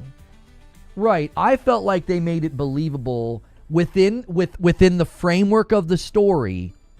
Again, you have to operate within the framework of the story, not like what you think they should have done. Within the framework of the story, they made it believable that Abby would be able to kind of bulk up, because they're way better off than like where Ellie's coming from. So again, if you get that level of analysis and you're like, well, would Ellie be able to do any of the things that she does in the game? You'd be like, no. Have a nutritionist watch some gameplay of The Last of Us and just ask, like, what level of consistent water and caloric intake would you need to do this for an entire day? Basically hiking everywhere on foot, climbing up and down surfaces, climbing things with a rope, riding on horseback. Like, you're doing all this stuff that exerts large amounts of energy. And I think a nutritionist would be like, yeah, you would basically need to stop every couple of hours and have severe protein intake, or you wouldn't make it. Who are we arguing with today? Just that a lot of the claimed pattern recognition that people claim they see is nothing. It's a mirage. It's a fabricated mirage by people who are making money off of a grift. And we were talking about The Last of Us and how I had every reason to go into The Last of Us Part 2 and hate it. I did. Like, I come from a background where if it was some like hyper liberal progressive game, I wouldn't have liked it. I'd have been like, get this crap out of my face. And I didn't feel that at all in the game. You're so brainwashed. It's an apocalypse world. How the F any rainbow freaks exist? Just subscribe to tell you this. Think of your children. You typed that and you think that we're going to take that you seriously? You sound insane.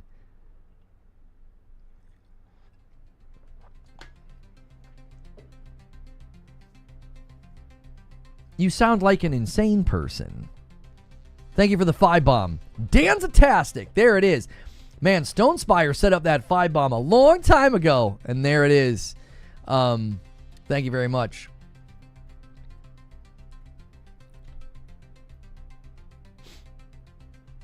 Wait. 27. This should be a 22.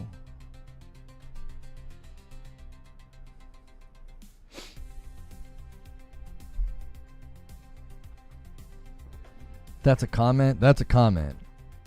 I didn't realize that listen, guys. When the apocalypse happens, it's going to wipe out the power grid. It's going to wipe out the internet. And apparently, it's also going to wipe out homosexuals. So...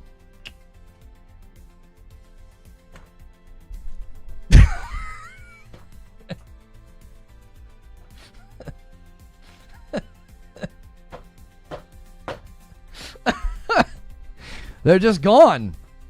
Listen, y'all, listen. There's a lot of gay folks that hang out here. There are. I'm sad that you had to learn about it this way. Y'all aren't going to make it.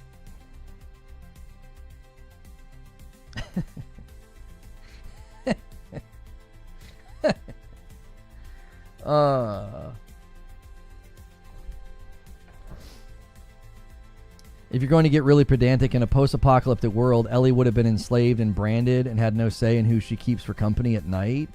I don't agree with that. No, I think there would be instances of that. There would be like more tribalistic expressions of existence that would do that to women.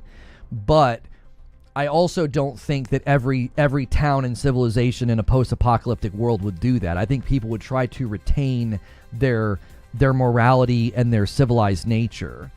I think this is actually executed really, really well in the Walking Dead TV show, where you have the old man and Shane. The old man is trying to hold on to morality and rules and goodness, and Shane is like, we do whatever it takes to survive. He shoots a guy in the leg and leaves him for dead because Shane's like, I'm going to survive even if it means you dying. Right? So, like, I think that's done rather well in The Walking Dead. I don't think every single civilized town that would be, self-sustaining in the waning years after an apocalypse would just automatically be like, yeah, we're gonna enslave all of our women so that we can, repopulate the earth. I don't think so. I don't think so. That's not a guarantee. I understand your point. Your point was, if we want to get overly pedantic, there's all sorts of flaws in how Ellie survives as well. The show starts in an hour and 45 minutes.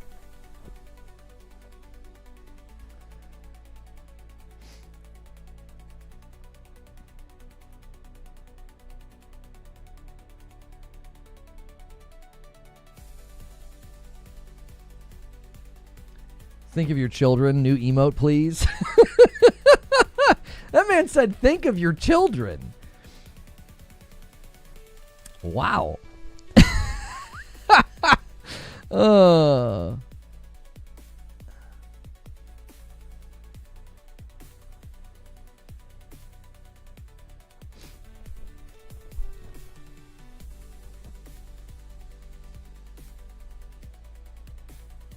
One theory about why aliens haven't visited us yet that I love is that because we haven't even achieved peace among ourselves to even be considered a smart species.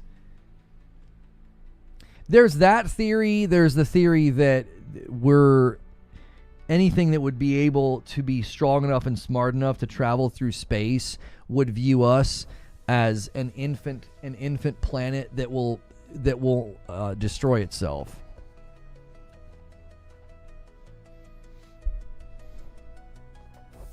Most of the people who make those type of comments haven't left their bedroom or their hometown. Hard to understand others when only the world that you know is yours.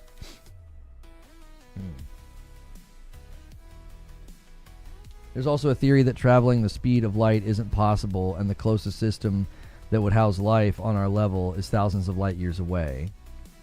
Yeah. Anything smart enough or powerful enough to travel that great of a distance would look at us as nothing. They would see us as almost like insects. Do you know what I mean?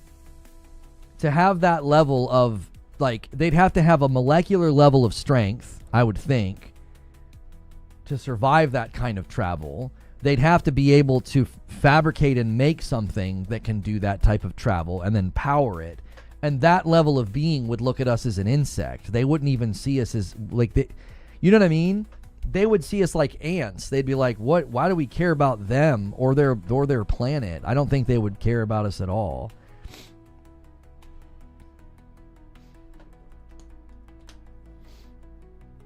Wormholes. Yeah, I mean, you could get into all kinds of theories about how to get here.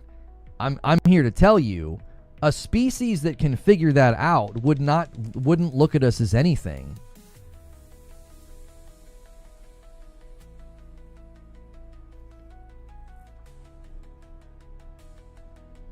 What are the chances that Battlefield, Persona 6, or FF7 or FF16 are part of the show? I wouldn't be surprised if Xbox flexes some Square Enix relationship in this showcase. We have water, they care. They wouldn't care about us is what I'm saying, Fuzzy. They might care about the actual planet itself.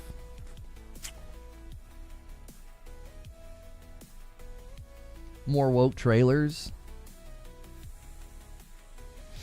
Yeah. I'm just going to continue to really encourage people to be analytical in your thinking. Watch YouTubers like the Birdman take down a lot of that work and analyze their videos and analyze their argumentation. I don't have the patience for it. I don't want to make that part of my brand, like smacking down, like he does with, where he smacks down the grift. I don't have the patience to do it. But I'm here to tell you, just watching a couple of his breakdowns of like critical drinker videos, like it has made me really see like, oh, that's why the minute the drinker talks about video games, it kind of turns my stomach, because it's just like, I don't know. And I've liked a lot of his videos. I've liked Drinker's stuff. I actually think he's good at writing for YouTube. I've not seen any of his other content. I think when he writes a YouTube video, he structures it very well. He's really good at the YouTube thing. But I watched somebody rather intelligently break down a lot of what Drinker has done in his videos, and I was like, oh. And I would encourage you guys to do the same. Start watching the other side of the argument, the other side of the discussion, and just see what it does to you. Just see if you're like, oh wait, maybe I am getting misled. Maybe I am being sort of duped into a sense of anger and rage because that cycle is really, really good for those channels. We've all talked about this before, how like classic media and classic news outlets kept you angry and kept you scared because it keeps you engaged. You think that recipe has changed just because you're watching a YouTuber? Come on now. Come on. Listen to the other side and you might start being like, wait a minute, some of this stuff's just completely made up and not true. Anyway, DP Sage with 38 months. Morning, bro. I missed your Future Game Show yesterday. Overall, how did you like it? It was a good show. It was one of their worst with production, so we had to watch it on IGN. But it was good. There were some good things shown. Some of the standouts. Let's talk about some of the standouts from Future Game Show. The Expanse looks amazing. It's based off of the first 2 seasons of the show. It'll be like an action RPG. Echoes of the End looks really good. It's like Forspoken and God of War kind of smashed into one game. Eric's Home looks ridiculously good. I think that thing's going to kind of break into the Game Awards in a pretty good way. That one was good. There were so many. I should have put stars next to stuff that I thought looked good. Tenet of the Spark was near the end. I thought it looked really, really good. Was there anything you guys saw yesterday at Future Game Show that you thought looked good? I can't remember at all. It was like a lot. It's hard to, like, when you see this many trailers, I start to get a little overwhelmed because there was like 55 announcements during Keeley's event. Street Shadow with 14 months and a member light. One of the things people need to consider with alien life is that they may not be a water or oxygen-based life form. Water might not matter. This is true. Raijin with 45 months says, hope everyone's having a good weekend. Thank you for 45 months and a VIP. You're the best. We need like one of them little single bumps. Come on. Let's kind of tempt it here. Oh, wait. 23. That should be... Whoops. This should be a 24. There we go. Yeah, Ill looked really, really good. Yo, Raijin with the double dip over here helping out in the member battle. The member battle between Twitch and YouTube. Twitch is just kind of taking it easy today. That's okay. You can bring the fights tomorrow. Guys, do me a quick favor on YouTube. We had a really great discussion and a good back and forth. Even the people that were not agreeing with me, you kept it respectful, and that's what we do here. Even if you don't agree with my takes on this stuff, you're welcome here. I want to hear your viewpoints. I hope you see that. Like, I didn't run anybody out of here or call you a name. You know, I'm trying to avoid that when this discussion comes up because I really do believe some of you are probably not happy and the content you're consuming is making it worse. So I'm trying to be more empathetic on this topic. Do me a quick favor. If you kind of enjoyed what we've been doing here, hit subscribe so you don't miss my content throughout the week. This is what we do. We cover the gaming world and we cover these types of conversations. And hit that like button. Hit that like button. Get me to 400 likes really, really quickly, if you don't mind. When does it start? It starts in an hour and a half, which, speaking of which, I'm going to schedule my stream for it. This is just a waiting room. So we're gonna go to a new stream whenever it starts. So that way the past broadcasts are separate, if that makes sense.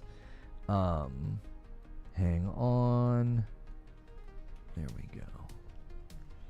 And I'm not gonna do a separate stream for the Outer Worlds 2 Direct because it's just too disruptive to do that for something that will end up being it'll end up being like a 30-minute thing. So we'll actually just stay in we'll stay in the Xbox Showcase stream for the Outer Worlds thing. And then we will also do the PC game show, but I'm going to do that just with members. We've done that as a public stream and it gets terrible performance, and then it ends up being like the last thing on my channel from Summer Game Fest, and it's like demoralizing. It's like we have all these huge streams, all these huge, great videos, and then I'll have some little like 1,000 viewed VOD of the PC gaming show, and I'm like, yeah, we'll just watch that with members. Okay.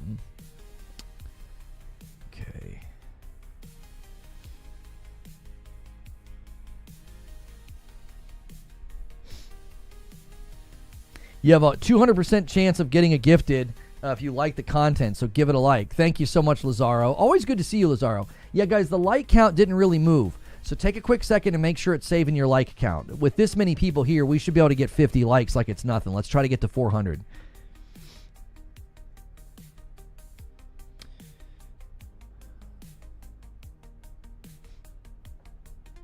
What's the stealth game? It looked really cool. Which game are you referring to, Vithar? Like, what did it look like? I think there were a couple of stealth games. This is the green room as I see it. Huh?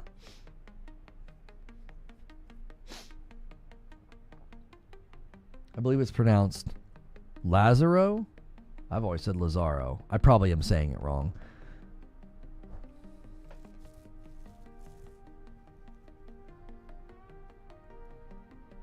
Feed's in the chat. Good to see you, Feed. Expectations for the show. Yeah, I expect this show to be a solid 8.5 or a 9.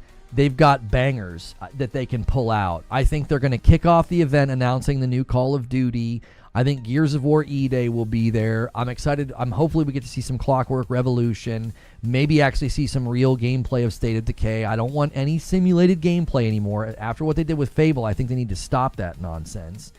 Oh yeah, Eric's Home. Yeah, Eric's Home with the realistic cutscenes and the stealth. That one is going to break out pretty strong, I bet, at the Game Awards. That one's going to be that'll be a strong game. I think there could be something with Square Enix. Like, I think they're going to want to flex that relationship. I think Silksong will be there. Replaced. Yeah, maybe Replaced finally comes back out. Guys, one more time. I'm not sure what's going on. Let me check it myself. Everybody double check that it saved your like. It's like not moving. I don't know if the website's acting up. Let me check on my own. Let me check on my like. Okay, there. I just liked it. And then I'm going to refresh and see if it saved it. Yo, it's good, 8-Bit Pro. Okay, it saved mine.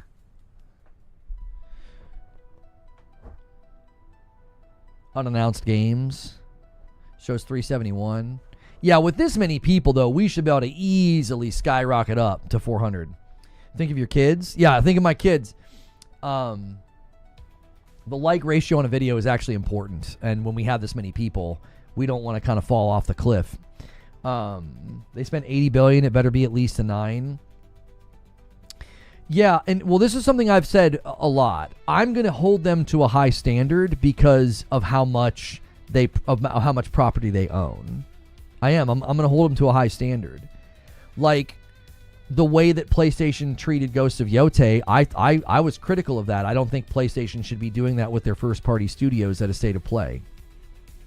Right? I don't think they should be doing that. I was critical of that. Why? Because I think PlayStation has very good first-party studios, and I thought that was stupid. On the same token, Xbox owns more studios and more property than anybody, so there's no excuse. You should have a very good showcase. You should be able to show me gameplay. I should have concrete release dates. I don't need any of this shenanigans. I don't need cinematic trailers for stuff I already know about. That's pointless. I don't need simulated gameplay. I don't need any of that. I need a substantive showcase because you should be able to deliver. So, wait, Lono, I need you to rehash the last hour. I couldn't hear you. I was wiping.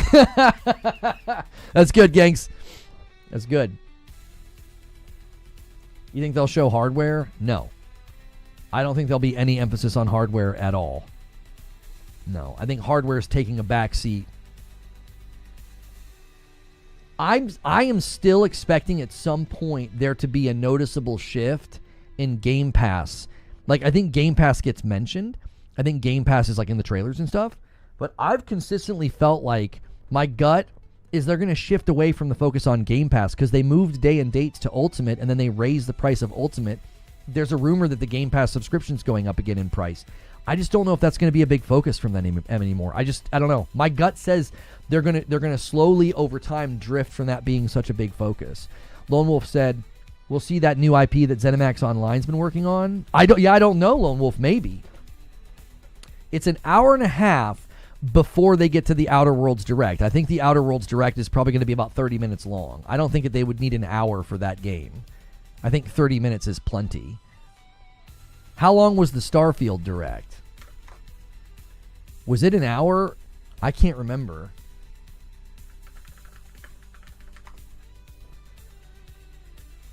Starfield Direct was 45 minutes. Yeah, I would expect Outer Worlds 2 to be shorter than that. I would expect it to be 30. Because Starfield was like, I don't know. That was kind of like their magnum opus of that year. So, it starts at 1 Eastern? Yes. They're going to show third-party hardware. People's Xbox library didn't magically show up in their PC for nothing.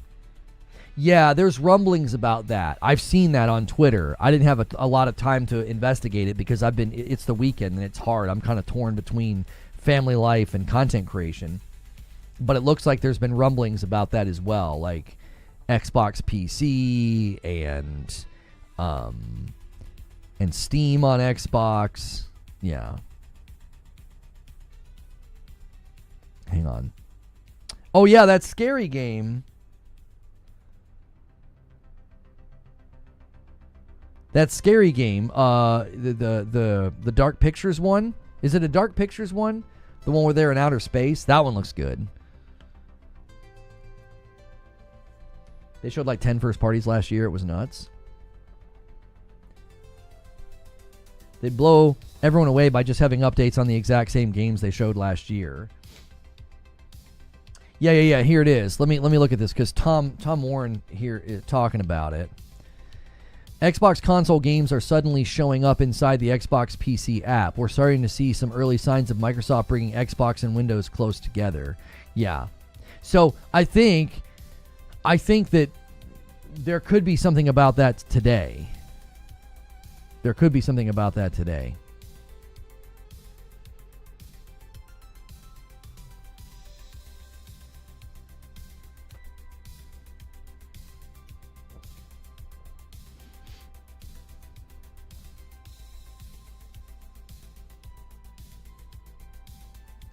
Where's the screenshot from the Resident Evil thing that prompted me to say what I said?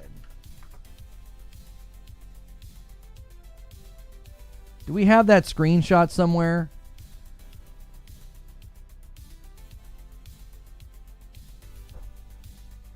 Because I feel like I'll just reply to my own tweet and be like, I saw people saying it in my own live stream, and then somebody put this screenshot in my Discord, and then I sent my tweet. Like, I didn't realize I had to, like, research the entire internet to make sure enough people said it before tweeting about it. It's a common topic now. Like, it's super common. Every trailer that has a woman in it, that becomes part of the conversation. Is she ugly or is she hot?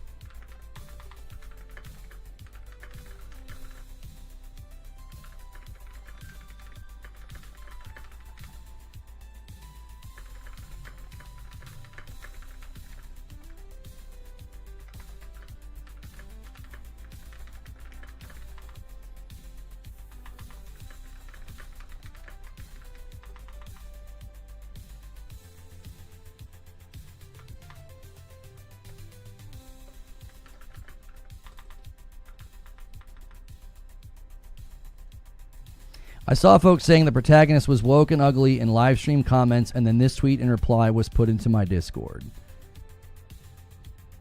There you go.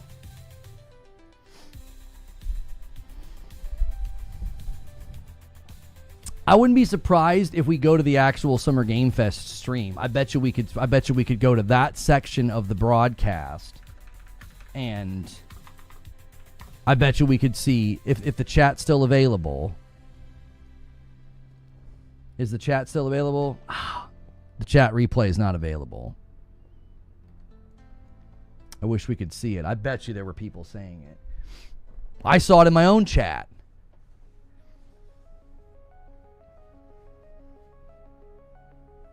What's the most hype game for this showcase?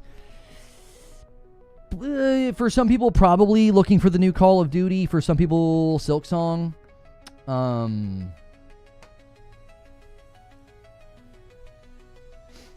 You know?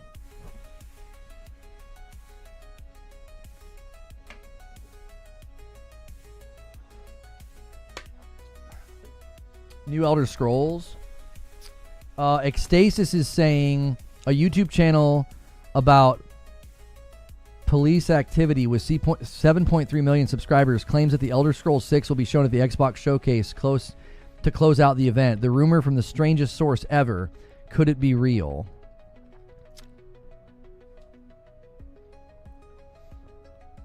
I mean, I would say that hang on. I would say that if they had they said they had a playable version of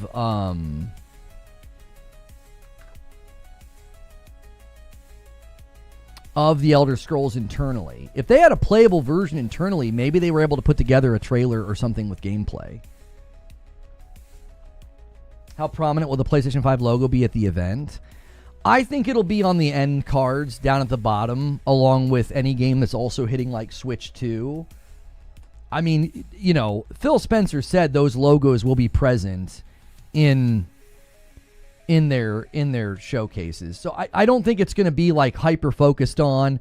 A lot of people are like, oh, are they going to announce ports to PlayStation like Starfield? I just don't think so. I think they like to give that kind of stuff to Keighley like they did with Indiana Jones. You know, the time for those announcements doesn't feel like you would do it in a showcase. You know what I mean? I feel like they want to talk about new things, not a 2 or 3 year old game that's coming to PlayStation.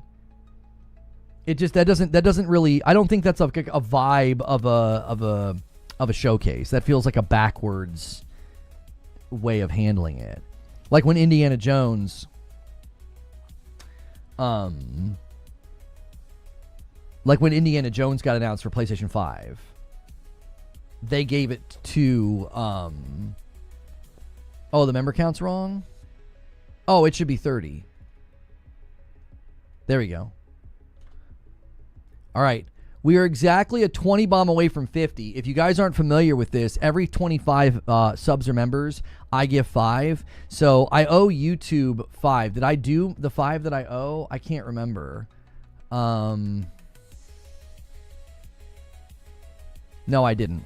So whoever hits it gets it. So if anybody does a 20 bomb right now, you're going to steal it from the other team. These are the good opportunities to do it because it's further away. Let me gift the 5 that I owe YouTube.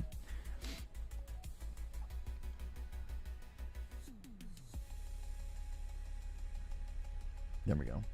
Starfield on PlayStation might be a failure waiting to happen because we got 100 gigs in space and the modding capacity.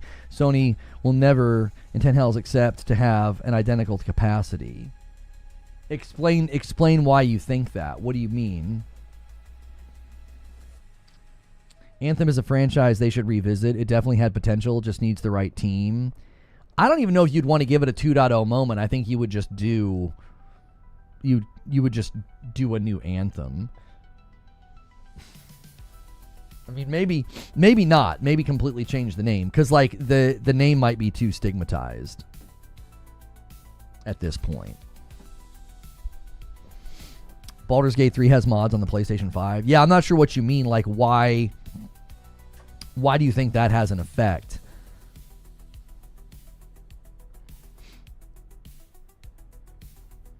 The question is, will they be day and date? Are they going to be staggered releases? Well, the way that I think it was it Matt Booty that did an interview about it, and he basically said that the staggered release, like I think it was Indiana Jones, was as much a production issue as anything. So I don't think staggered releases are going to be like the plan. I think if there is a staggered release, it's because they didn't have time to get it ready. I think we're going to hit a point where they're just always day and date. Like if a game comes out, it's going to be PC, Xbox, PlayStation, or PC, Xbox, PlayStation, and Nintendo, just like day and date across the board. Maybe staggered releases for some games on the Switch too, because it might be a little bit harder to get them to run over there. And it's a different, maybe with it being a different architecture and infrastructure and being a handheld, like there could be all sorts of issues there. So maybe staggered releases on Switch. There still could be some in this showcase that are staggered, but I think we'll get to a point where they're not staggered anymore. Oh. Yeah, like they're in the business of selling games now. They're in the business of selling games. So I don't think they're going to want to be like, well, we're going to make people wait. And make them have to, like, I don't know.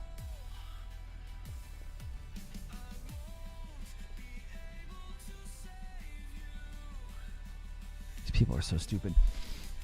I just want ports of the 2 Ori games on PlayStation. I can't believe those aren't there yet. I think they're going to bring Ori to PlayStation. I think that's why the Moon Studios was asked about Ori 3, because I think they were looking at their catalog and thinking, like, well, what could we take over there? And then that'd be a great time to announce Ori 3 as well. I'm so proud of you. The Switch is ARM-based, and the rest are x86-based, so different architecture. Thank you, Zubair. So, yeah, if there are staggered releases, again, that's a production issue. I don't think they're going to do staggered releases because they want to. Like, oh, yeah, we should do staggered releases. That's better for, our Xbox console users. I don't think they care about their Xbox console users. I think they've made that very clear. Especially when you do an interview and you're like, this is a production issue. Or what did he say? Booty Indiana Jones production issue.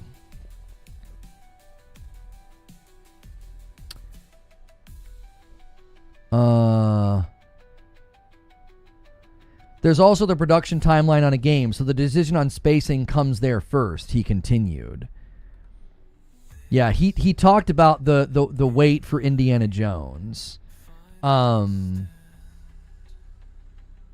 We are very much making the exclusivity and windowing decisions on a game-by-game basis, and each of our studios is in a little bit of a different position. For Indiana Jones, he suggested that the extra time was designed to ensure the original release on Xbox arrived as a great experience. He said there's also the production. Here it is. Here's the phrasing. He said, when it becomes available on PlayStation, is as much a production decision as it is anything else.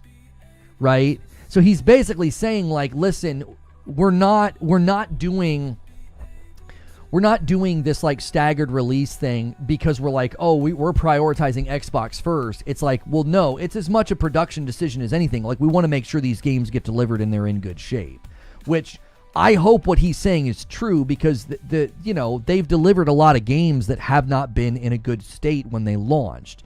Redfall and Starfield and Forza Motorsport, just to name a few. And then, Stalker 2 had its issues. That's not a first-party studio, but and they had a run there of games launching at 30 FPS, which maybe today we learn about Hellblade 2, whatever they're doing, because they said there's going to be updates coming to the game when it comes to PS5, and I wonder if they're going to outline those details maybe today. Like, I wouldn't be surprised if they suddenly magically figured out how to get 60 FPS with Hellblade 2 on the Series X.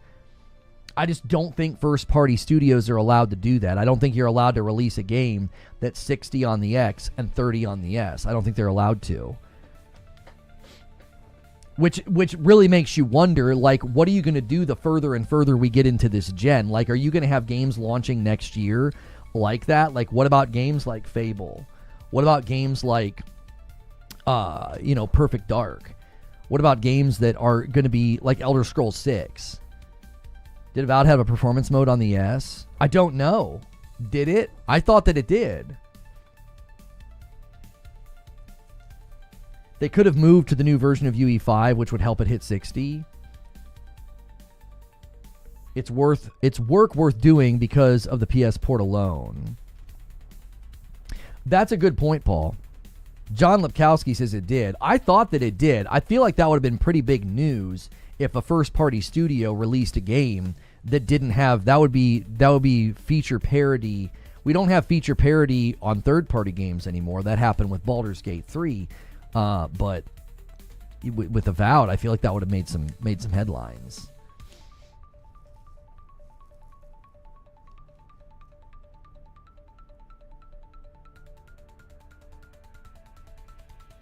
I've been saying one day for Skies of Arcadia for over 15 years now. I still haven't gotten the one game I truly want remastered for current consoles.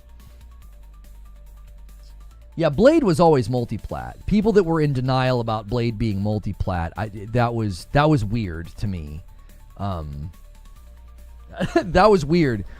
Blade's been a multi-plat since moment one. It's why they said nothing about exclusivity when they announced Blade. I think when they announced Blade, I think plans had already been put in motion. I think things had already shifted around. You know? I kind of want them to do staggered release because ain't no way I'm buying the broken at release nonsense that they've released so far. I'm advocating for staggered release as a service for PlayStation. I'd rather them wait and get the game right than force multi-plat and have to go for patches. I mean, that's been a concern of mine for a while, is that you're going to approach all these studios and be like, oh, by the way, you now need to make sure that your game runs on Series X, Series S, the litany of combinations on PC, PS5. We want those PS5 Pro enhancements. Oh, and the Switch too. I'm like, oh my gosh. Like, that's a lot to put on a studio. That's a lot to put on a studio. Multi-plat releasing is not easy. A lot of multi-plat games have proven this over the years, that they'll come out and they'll be like with Jedi Survivor. It was terrible on PC. It had issues on console. It took them 5 months to fix console. The PC version never really got to a better place. You know, there's so many games that come out and it's just obvious. It's like, man, either the development timelines are too short, or the publishers just, are sick of waiting. I don't know. Silksong, yeah, I think Silksong's going to be in the show. Yeah.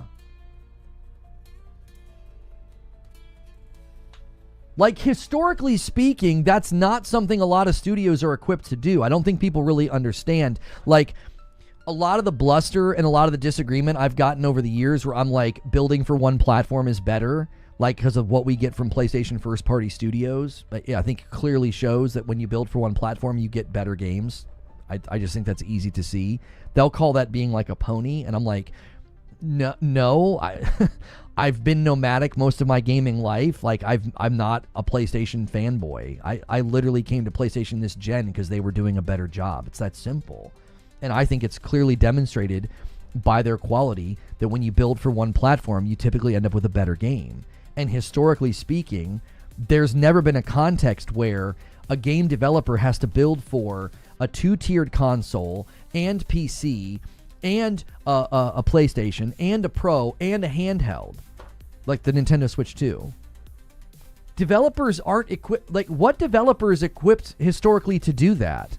That's almost like no games. Now, yeah, smaller games, platformers, more indie-sized games might have an easier time, but games that are more complex, that have different rendering methods, that want to do big, huge open worlds, they maybe want to do some next-gen lighting or something like that. Like, that's a tall order to be like, yeah, you need to get your game to work in all those situations.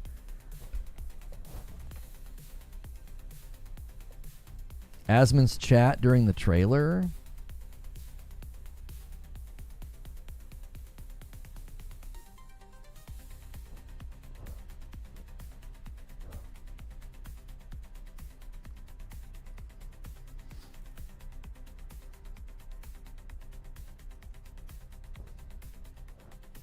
Thank you.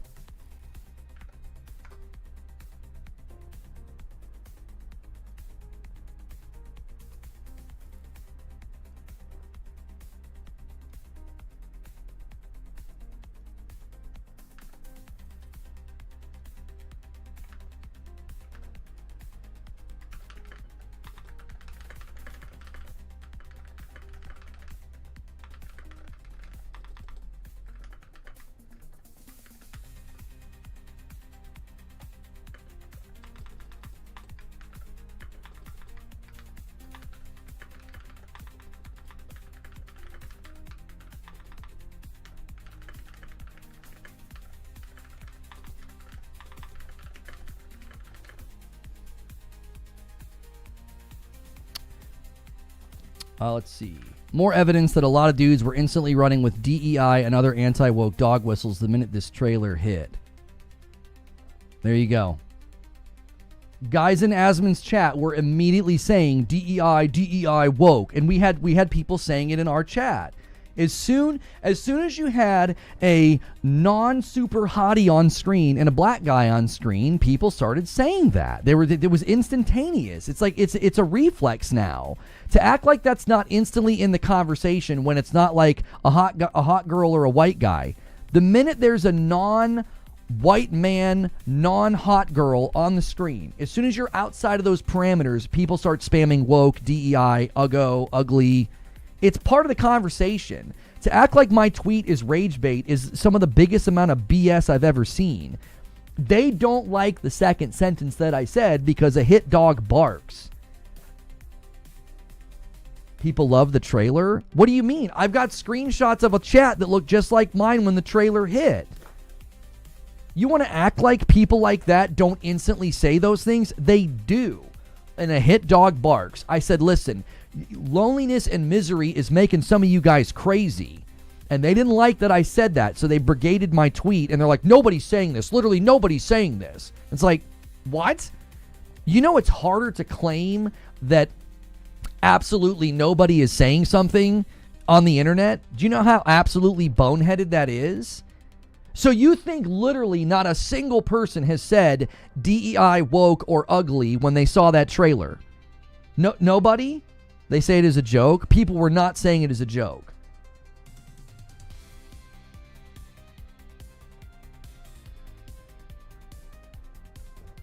I click to rate that community post and it said it didn't exist. Yeah, you can't say it doesn't exist. What do you mean it didn't exist? The community note doesn't exist?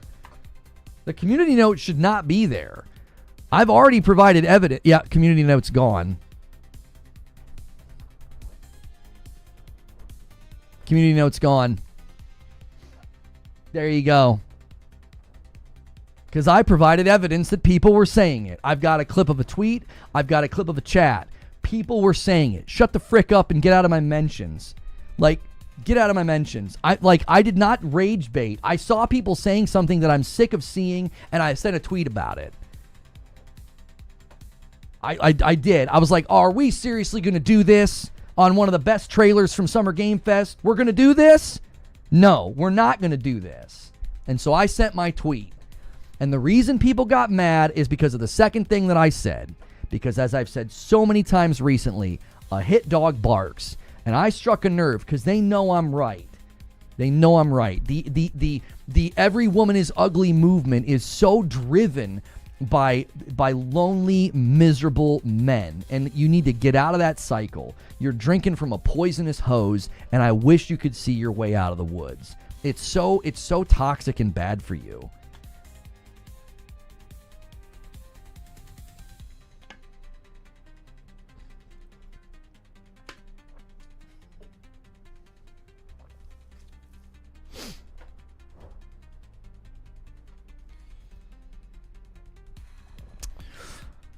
True fans care more for the gameplay and the story.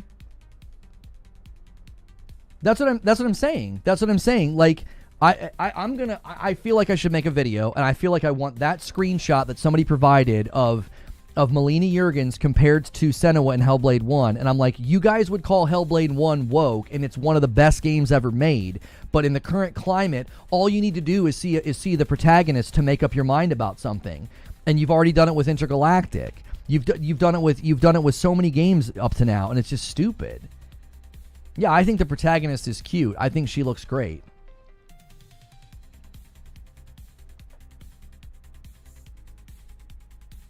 Yeah, there's a post of somebody saying the Silent Hill person. Yeah. You have proposed notes. Doesn't mean they'll get approved, though, especially low-tier ones like these. Without a single evidence of the claim, this account is trying to rage bait. There are claims across X and in Discord channels with people's claims the character has been uglified, needs more ratings. I mean, the note's gone when I go to look at the tweet, so... Please see my tag in Discord. Avowed didn't have a performance mode on the S. How does Avowed perform in the Xbox Series S? Everything you know about balanced and quality modes. I can't believe that got glossed over.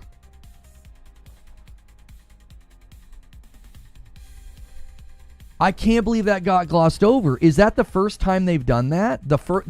I think that's the first time a first-party Xbox game has launched without feature parity.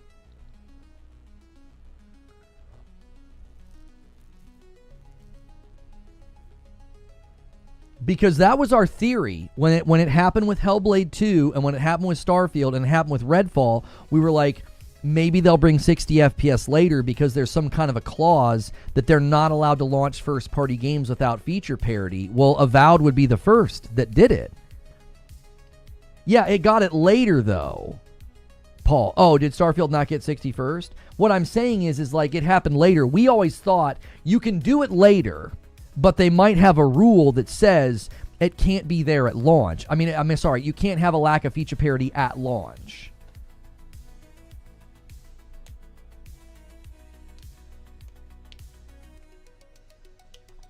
It seems that is no longer the case, which actually I find to be encouraging. It was gone, but now it's back up. Yeah, because it's getting brigaded on, it's probably getting pulled through. It's back. It's probably getting pulled through a tug of like a voting tug of war would be my assumption. It needs to be manually reviewed by somebody, I would imagine. That would be my guess. But given that it's trending, it's on its way to it'll probably end up getting like a million views. It's probably getting into a tug of war, and people are saying, no, this is helpful, nobody's saying this. And it's like, if a person reviews the tweet and maybe hopefully sees my replies, they'll see that like, no, people are and have said this about this character. I'm not rage baiting and lying and making things up. I'm not. My tweet was 100% rooted in reality and things that had been said.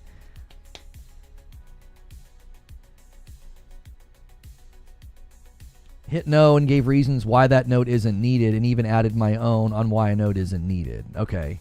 Yeah, I think a real person's going to have to review it because it's probably just getting, like, voted on. Yo, what's good, Hex? The showcase starts in exactly 1 hour. We will switch to a new stream in 30 minutes.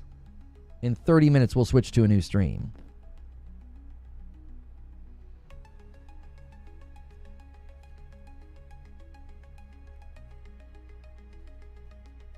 It's Twitter. Twitter doesn't deal in reality anymore. Yeah.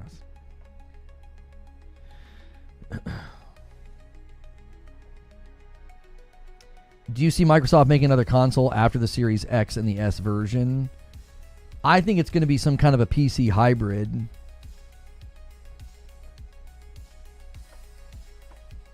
Just got the notification. Yeah, you should get a 30-minute notification for the next stream right now, because we're 30 minutes away from the next stream.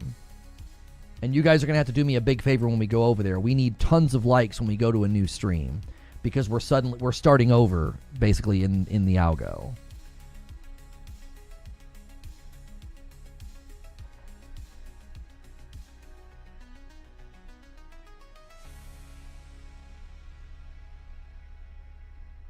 Yeah, enough contributors from different perspectives agreed that this note is helpful. But the note's not honest. Like, it says that the note literally says, without a single evidence of the claim, this account's trying to rage bait. I've now provided evidence below, so the note should be removed. You can't tweet. Every time you tweet, you can't have everything in one tweet. That's unreasonable. I can't say that and then also provide the evidence. I was providing pictures of the person I was talking about.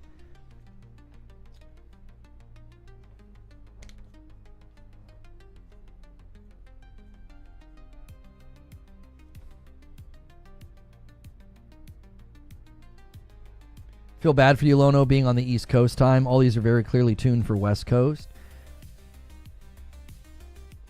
I don't think... Really? I don't think you rage baited, but I think people on Twitter think it is a massive viewpoint the way you put it. I said dudes are already calling the Resident Evil 9 protagonist ugly. Yeah, they were already doing it. Like, as soon as the trailer went live... The way I phrase it is that, wow, this is already happening. I didn't say tons of people. I didn't say, oh, there's a bunch of videos. I just said dudes are already saying this. The way I phrase the sentence is more about the immediacy of it than the size of it. It's like, this is already happening. Like the trailer just hit. I feel like my phrasing was fair. It wasn't inflammatory. You know what I mean? It was like, dudes are already saying this. Here we go again.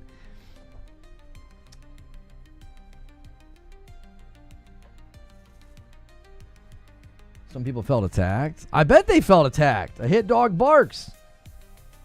They know exactly the dialogue that they've all contributed to, and they don't like what it's done. That, like, call it what it is. Y'all have been grifting on this making our women ugly thing for a year now, and it's created a monster. And the monster is... Everybody's obsessing over this now and calling every character ugly or DEI. You've created a monster and you don't like it. So now you have to go to war with it and be like, well, no, this character is actually not ugly. Or no, this thing's actually not woke. You made a valid point. These days, it's an unfortunate thing. People react with reflex commentary than actual excitement for an amazing trailer. Yeah, the vast majority of people were excited for Resident Evil 9. I wasn't trying to act like it was getting downvoted or brigaded against. I didn't position the tweet in that way at all. I was just like, man, dudes are already saying this. Like, come on. And it's like, y'all created the monster. You weren't ratioed, quite the opposite. Yeah, the tweet wasn't even ratioed. That was the other thing, too. I was like, I don't understand. A lot of people were agreeing with me that were like, man, I can't believe guys are already saying this. This is ridiculous. And there were guys replying to my tweet saying that they think that she's ugly.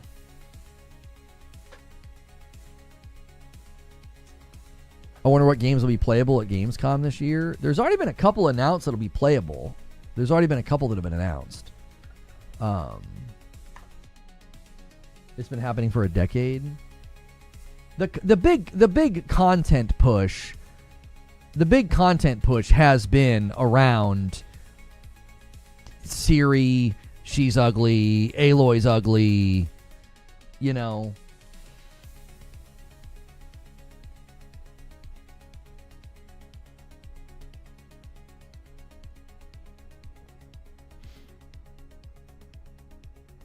Who is this?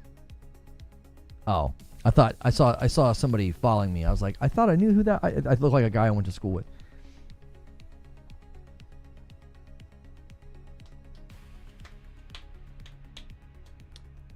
Jeff said Resident Evil 9 will be playable at Gamescom. Okay, that's one of the ones that they said it. Yeah. Only the intergalactic and Fable chicks are ugly. No, I don't. I just don't agree. I just don't agree. I think the new trailers, especially of Fable, I think she's pretty.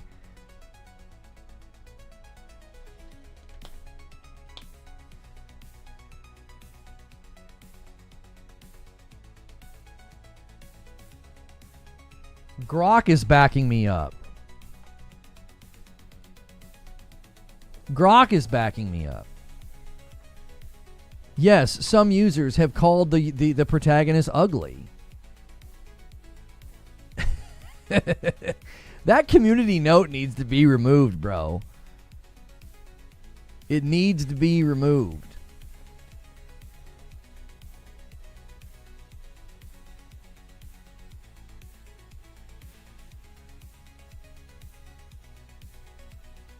Yeah, but the claim of widespread criticism, I didn't claim widespread criticism. Grok is saying the claim of widespread criticism. I didn't claim widespread criticism. I said dudes are already saying this. Dudes is just plural. Like, I didn't say a bunch of dudes.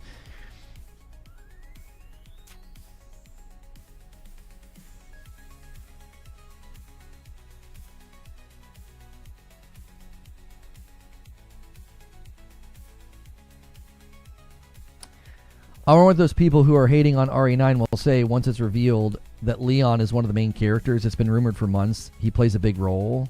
Why would that be a problem?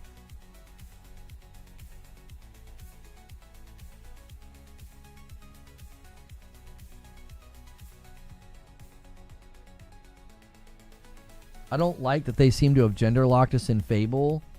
2 and 3 didn't do that. 1 did, but I feel like it was good progress they made in 2 and 3. And we seem to have gone backwards. Wait, have they said anything about that? So historically speaking, you could pick a man or a woman when you played Fable, right? Because I think I played Fable 3 was the only one that I played.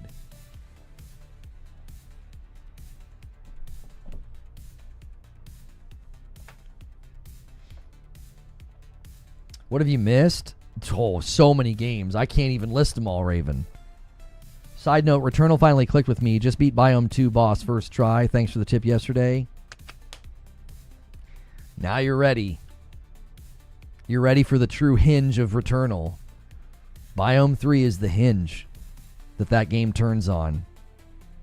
It's all downhill after that. Not like easy, but like it tends to feel more approachable and easier once you always get to start in Biome 4. The hinge of Returnal is Biome 3. Then the game turns on that hinge. As soon as you get to Biome 4, I feel like you're really ready. The second half of the game just feels so good. It just does. Biome 4 is my favorite.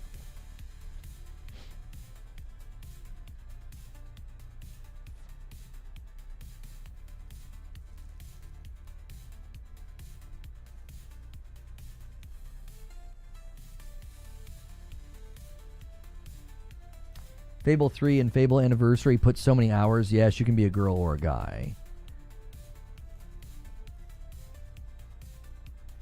You don't really create your own character, though. I thought you just picked one. At least that was my memory of Fable 3. I thought you just picked one. Gender locking the character in Fable hints at a larger lack of choice that could be a huge detriment to the game, as Fable was always about your choices. Right, I remember like late stage Fable 3... I was like making decisions about the populace and stuff, right? What, like, am I remembering right? What, aren't you like passing laws and stuff?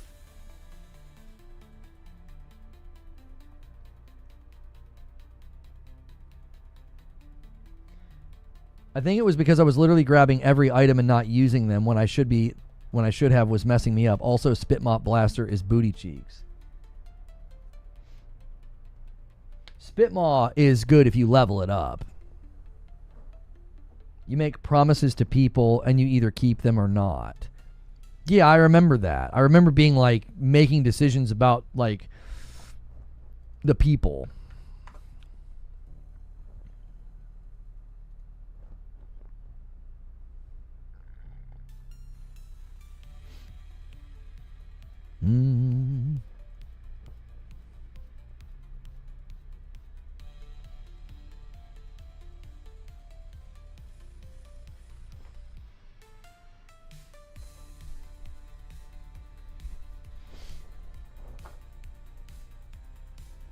Your choices impact your character's appearance and the world. So if they take away the choices in the game, they're taking away what makes Fable what it is. The way that the combat looks and the way that like Jez Corden described it as being like, you know, seemingly inspired by The Witcher.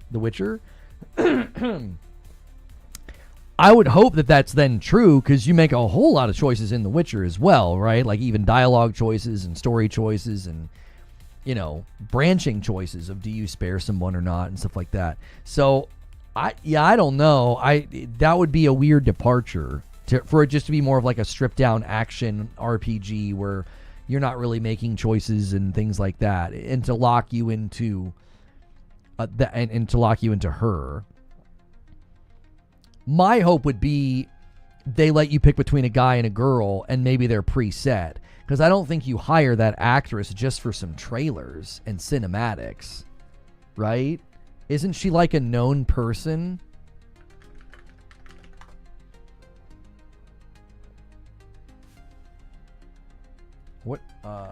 What's her name?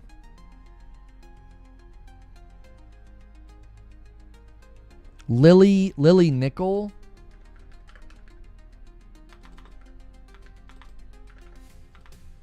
Lily Nichols. Or Lily Nickel.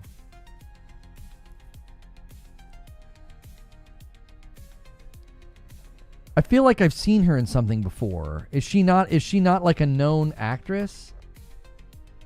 This thing's on in 45 minutes.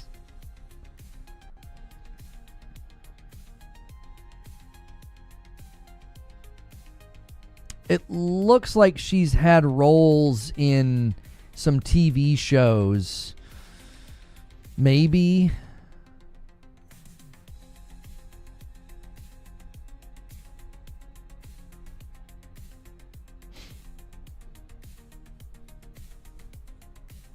So maybe she's not like a big name actor. So maybe they did just get her for the trailers. But like this right here, like the latest trailer, I just, if you're going to try to claim like they made her ugly or they changed what she looks like, I don't think you know what you're talking about. That's literally, that's just her. They put her in the game. The face shape, distance of the eyebrows, shape of the eyebrows. I mean, they got it all. They got it all, like 1-to-1. Even her freckles, even her freckle pattern is like in the game. She's got like a darker pattern right here on the left, and it's like the same on her nose. She's got a darker one right here, and it's like the exact same. Like they even matched, not exactly, but even her freckle pattern is very similar.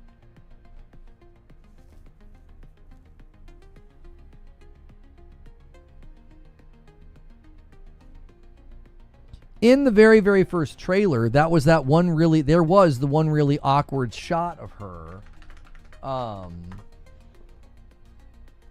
Like, listen, boys. We can fully admit that this is not a flattering picture. And that this looks totally different. I don't even think they listened to the complaints. Like, you can just tell, this feels like a very rough render. The hair doesn't look as good. It looks like she's got doll hair. I mean, it just doesn't look like a good model in general, right? And then this looks far more like realistic. You know what I mean? I'll do my gifteds now.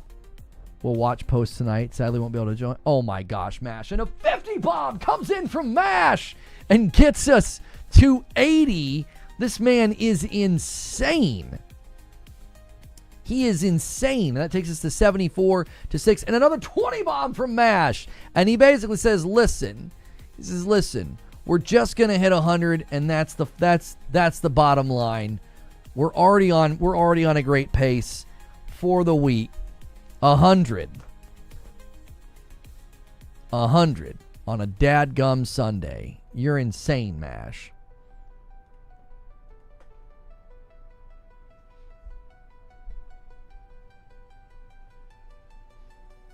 How am I supposed to compete with that, Chad? Well, he did another one. And a 10 bomb comes in from MASH. You just going to do one of each, MASH? Are you just sampling all the gifted tiers? 110. Yeah, Alex, you would need to rally the troops. He's literally doing one of every. And now he's doing a 5 bomb. And a 5 bomb from MASH. Unbelievable. Unbelievable. So I owe you for the 50, the 75, and the 100. That's 15. I'll wait. I'll do a 20 bomb in a minute because we'll get to 125 probably. And he just did another 10 bomb. You nutcase. Okay, 125. Another 10 bomb comes in from MASH. Oh. Okay. I owe you guys a 20 bomb on Twitch. And Alex, you were just a little too slow, Alex, to steal it. But you did set up another 20 bomb dunker to 150. Thank you so much, Alex. So this is going to be an 11, and then this is going to be a 119. There it is. Alex says, son of a... Yeah, sorry. Yeah, MASH is a bit of a one-man army. It's a little unfair. It's a little unfair.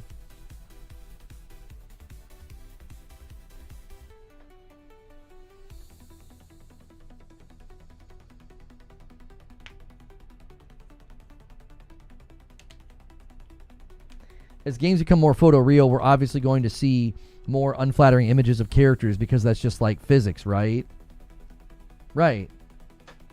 Yeah. I mean, the thing that irritates me about the dialogue around this in my tweet is like, we're all going to pretend this hasn't been a consistent dialogue. People claim that the Fable girl was still ugly. People claim that Ciri was ugly. It's like, I don't understand. It's been consistent dialogue. Like it wasn't like out of left field for me to be like, man, here we go again. Like, because it's been the dialogue surrounding games up one side and down the other. Dudes got in their feels because of what I said. They didn't like what I said. And a 5 bomb comes in from MASH. Did you just do another one? Yeah, he just did another one. 135. Jiminy Christmas. 124, 125. Because a single comes in from John Lepkowski.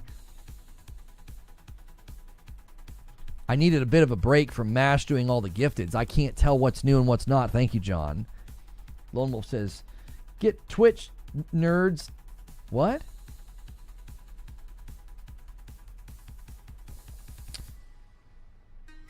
When I was gifting like that, once upon a time, the bank literally stopped me multiple times. Yeah, it will. I've been stopped.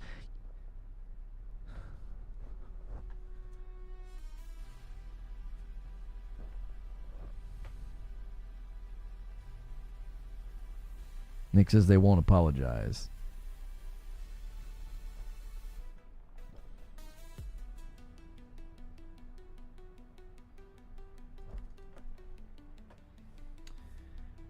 Did the showcase start? No. Oh, you're platform warring? Do it. Platform war. How many members did we end with yesterday? Did we get to 1,500? Lono literally stopped. Wait, I owe you guys a 20 bomb. I want to do it. I'll do it in the new stream. I'll do it in the new stream because it'll bring people to the new stream. Everybody pump the brakes right now on gifting. Go crazy on the like button, though. Try to get this stream to 500 likes because it'll help it. Like, this stream's already done incredibly well. We're going to need momentum in the new stream. We're going to go to the new stream in like 10 minutes. Let's look at... Hang on, let me do something really quickly here.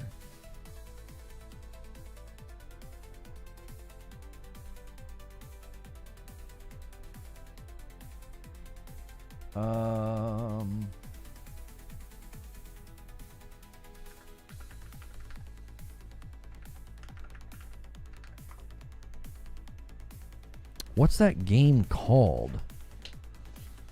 Oh, I couldn't think of it.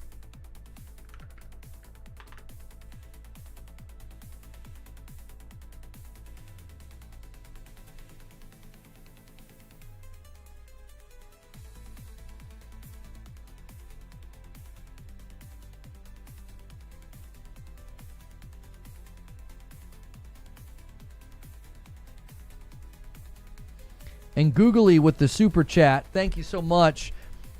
Grace and Ciri are fine. Intergalactic protagonist is playing fugly, period. Stop lying to yourself. I'm not lying to myself. I'm not. Like, if you look at the actress, she's to say that Tati is ugly is absolutely stupid.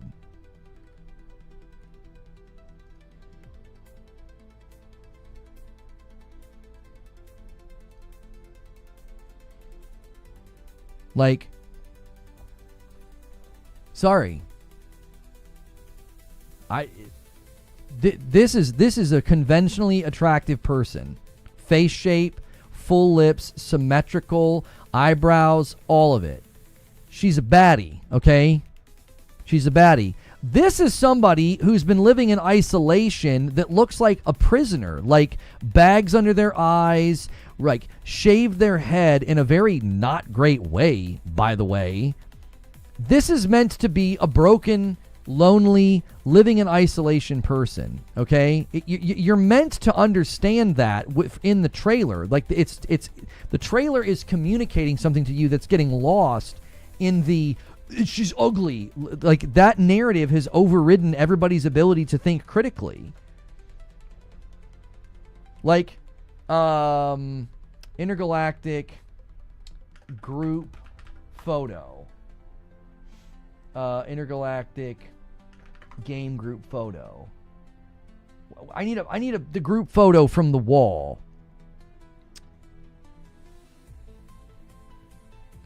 There's a group photo of everybody, and it's like, it's a significant clue that you're supposed to be struck by her appearance, but not in the way that everybody is.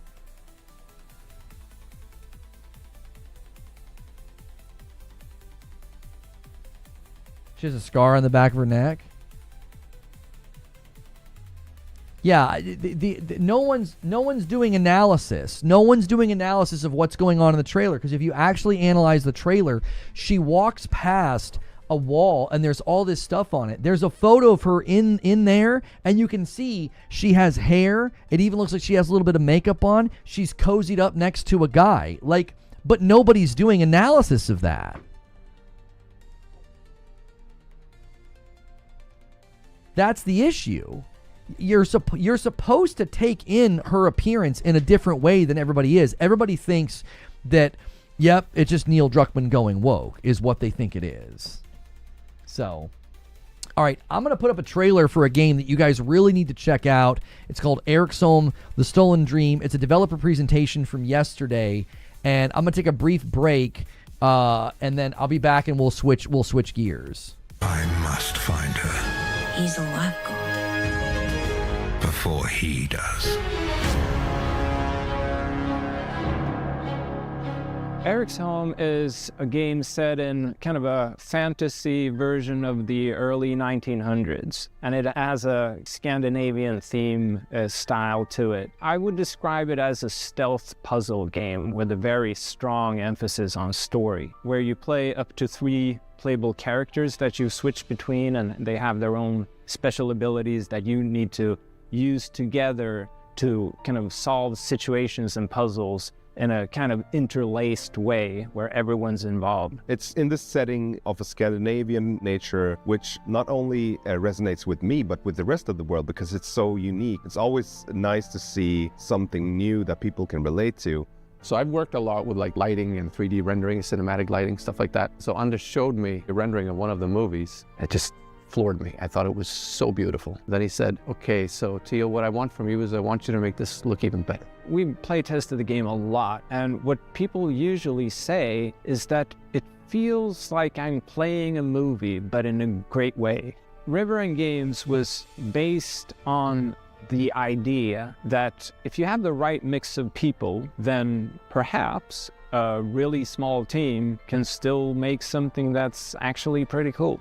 How is this made by 16 people? Like, why is this quality so high? A little now and then I sit down in the couch and I just enjoy a fresh build. The story just gets to perform. You're just drawn right in. It's a magical feeling. I'm really excited for players to just discover this world. Eric's Home is coming to Xbox, PlayStation, Steam, and Epic Games Store. And we have an exclusive trailer that we're about to show you. that will reveal the release date. I hope you enjoy.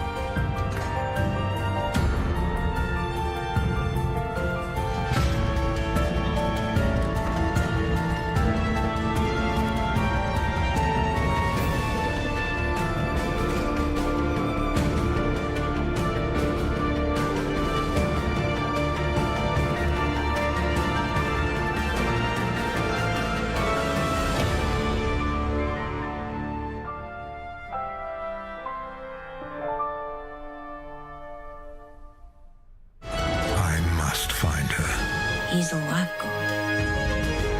before he does. Eric's Home is a game set in kind of a fantasy version of the early 1900s, and it has a Scandinavian theme style to it. I would describe it as a stealth puzzle game with a Okay, it looped. Okay, sorry. All right, here we go. Okay. Let me get everything ready. We got to switch gears.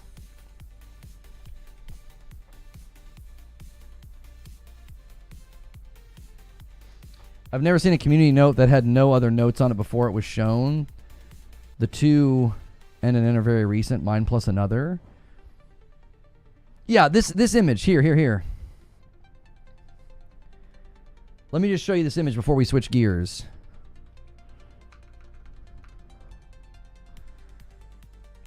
This image is meant to communicate how much has changed. Look at her face. Look at her pointed chin, her hair, right? There's like subtle clues that she's like maybe even got some makeup on. She looks so pretty here. And look, she's cozied up with him. He's got his arm around her. So, you see what I'm saying?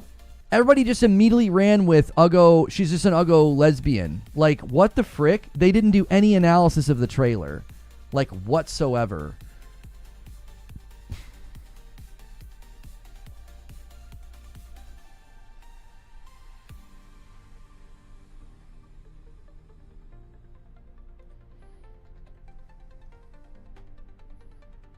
And you notice that was him? Yeah. All right, give me a second. I got to send tweets and stuff, and then we're going to shift gears.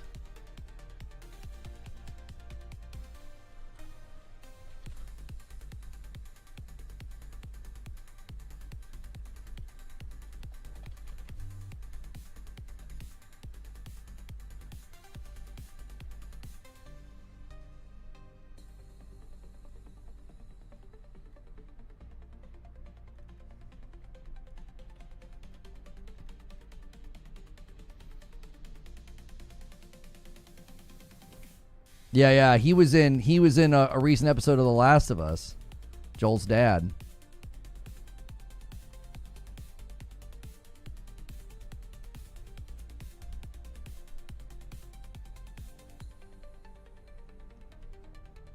He was underused in Daredevil.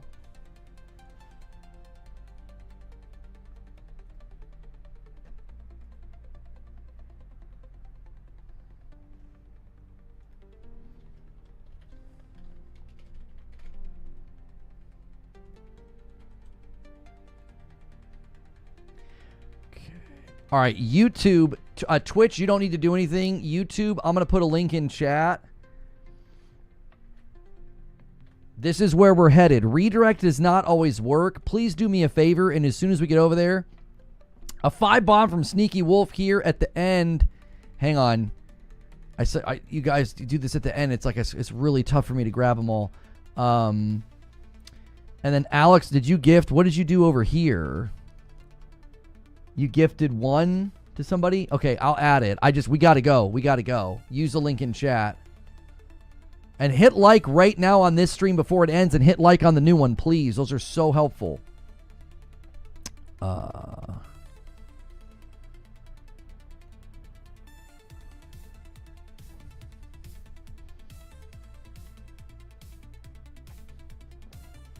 Thank you so much for checking out this video. If you're watching this video later, it was my co-stream of the Xbox Games Showcase as well as the Outer Worlds 2 Direct. I'm not going to break it out in a separate stream like I did with the Starfield Direct. We're just going to put this all in one place. You're going to want to skip ahead 27 minutes to get to the actual show. And yes, large portions of this stream will probably end up being muted. I hate that they use so much copyrighted music. I don't have any control over that. I have to mute those segments or my video gets demonetized and then it'll perform terribly on the YouTube platform. So if you're not here for this when they're live, I'm sorry. You're just going to have to suffer through the mutes.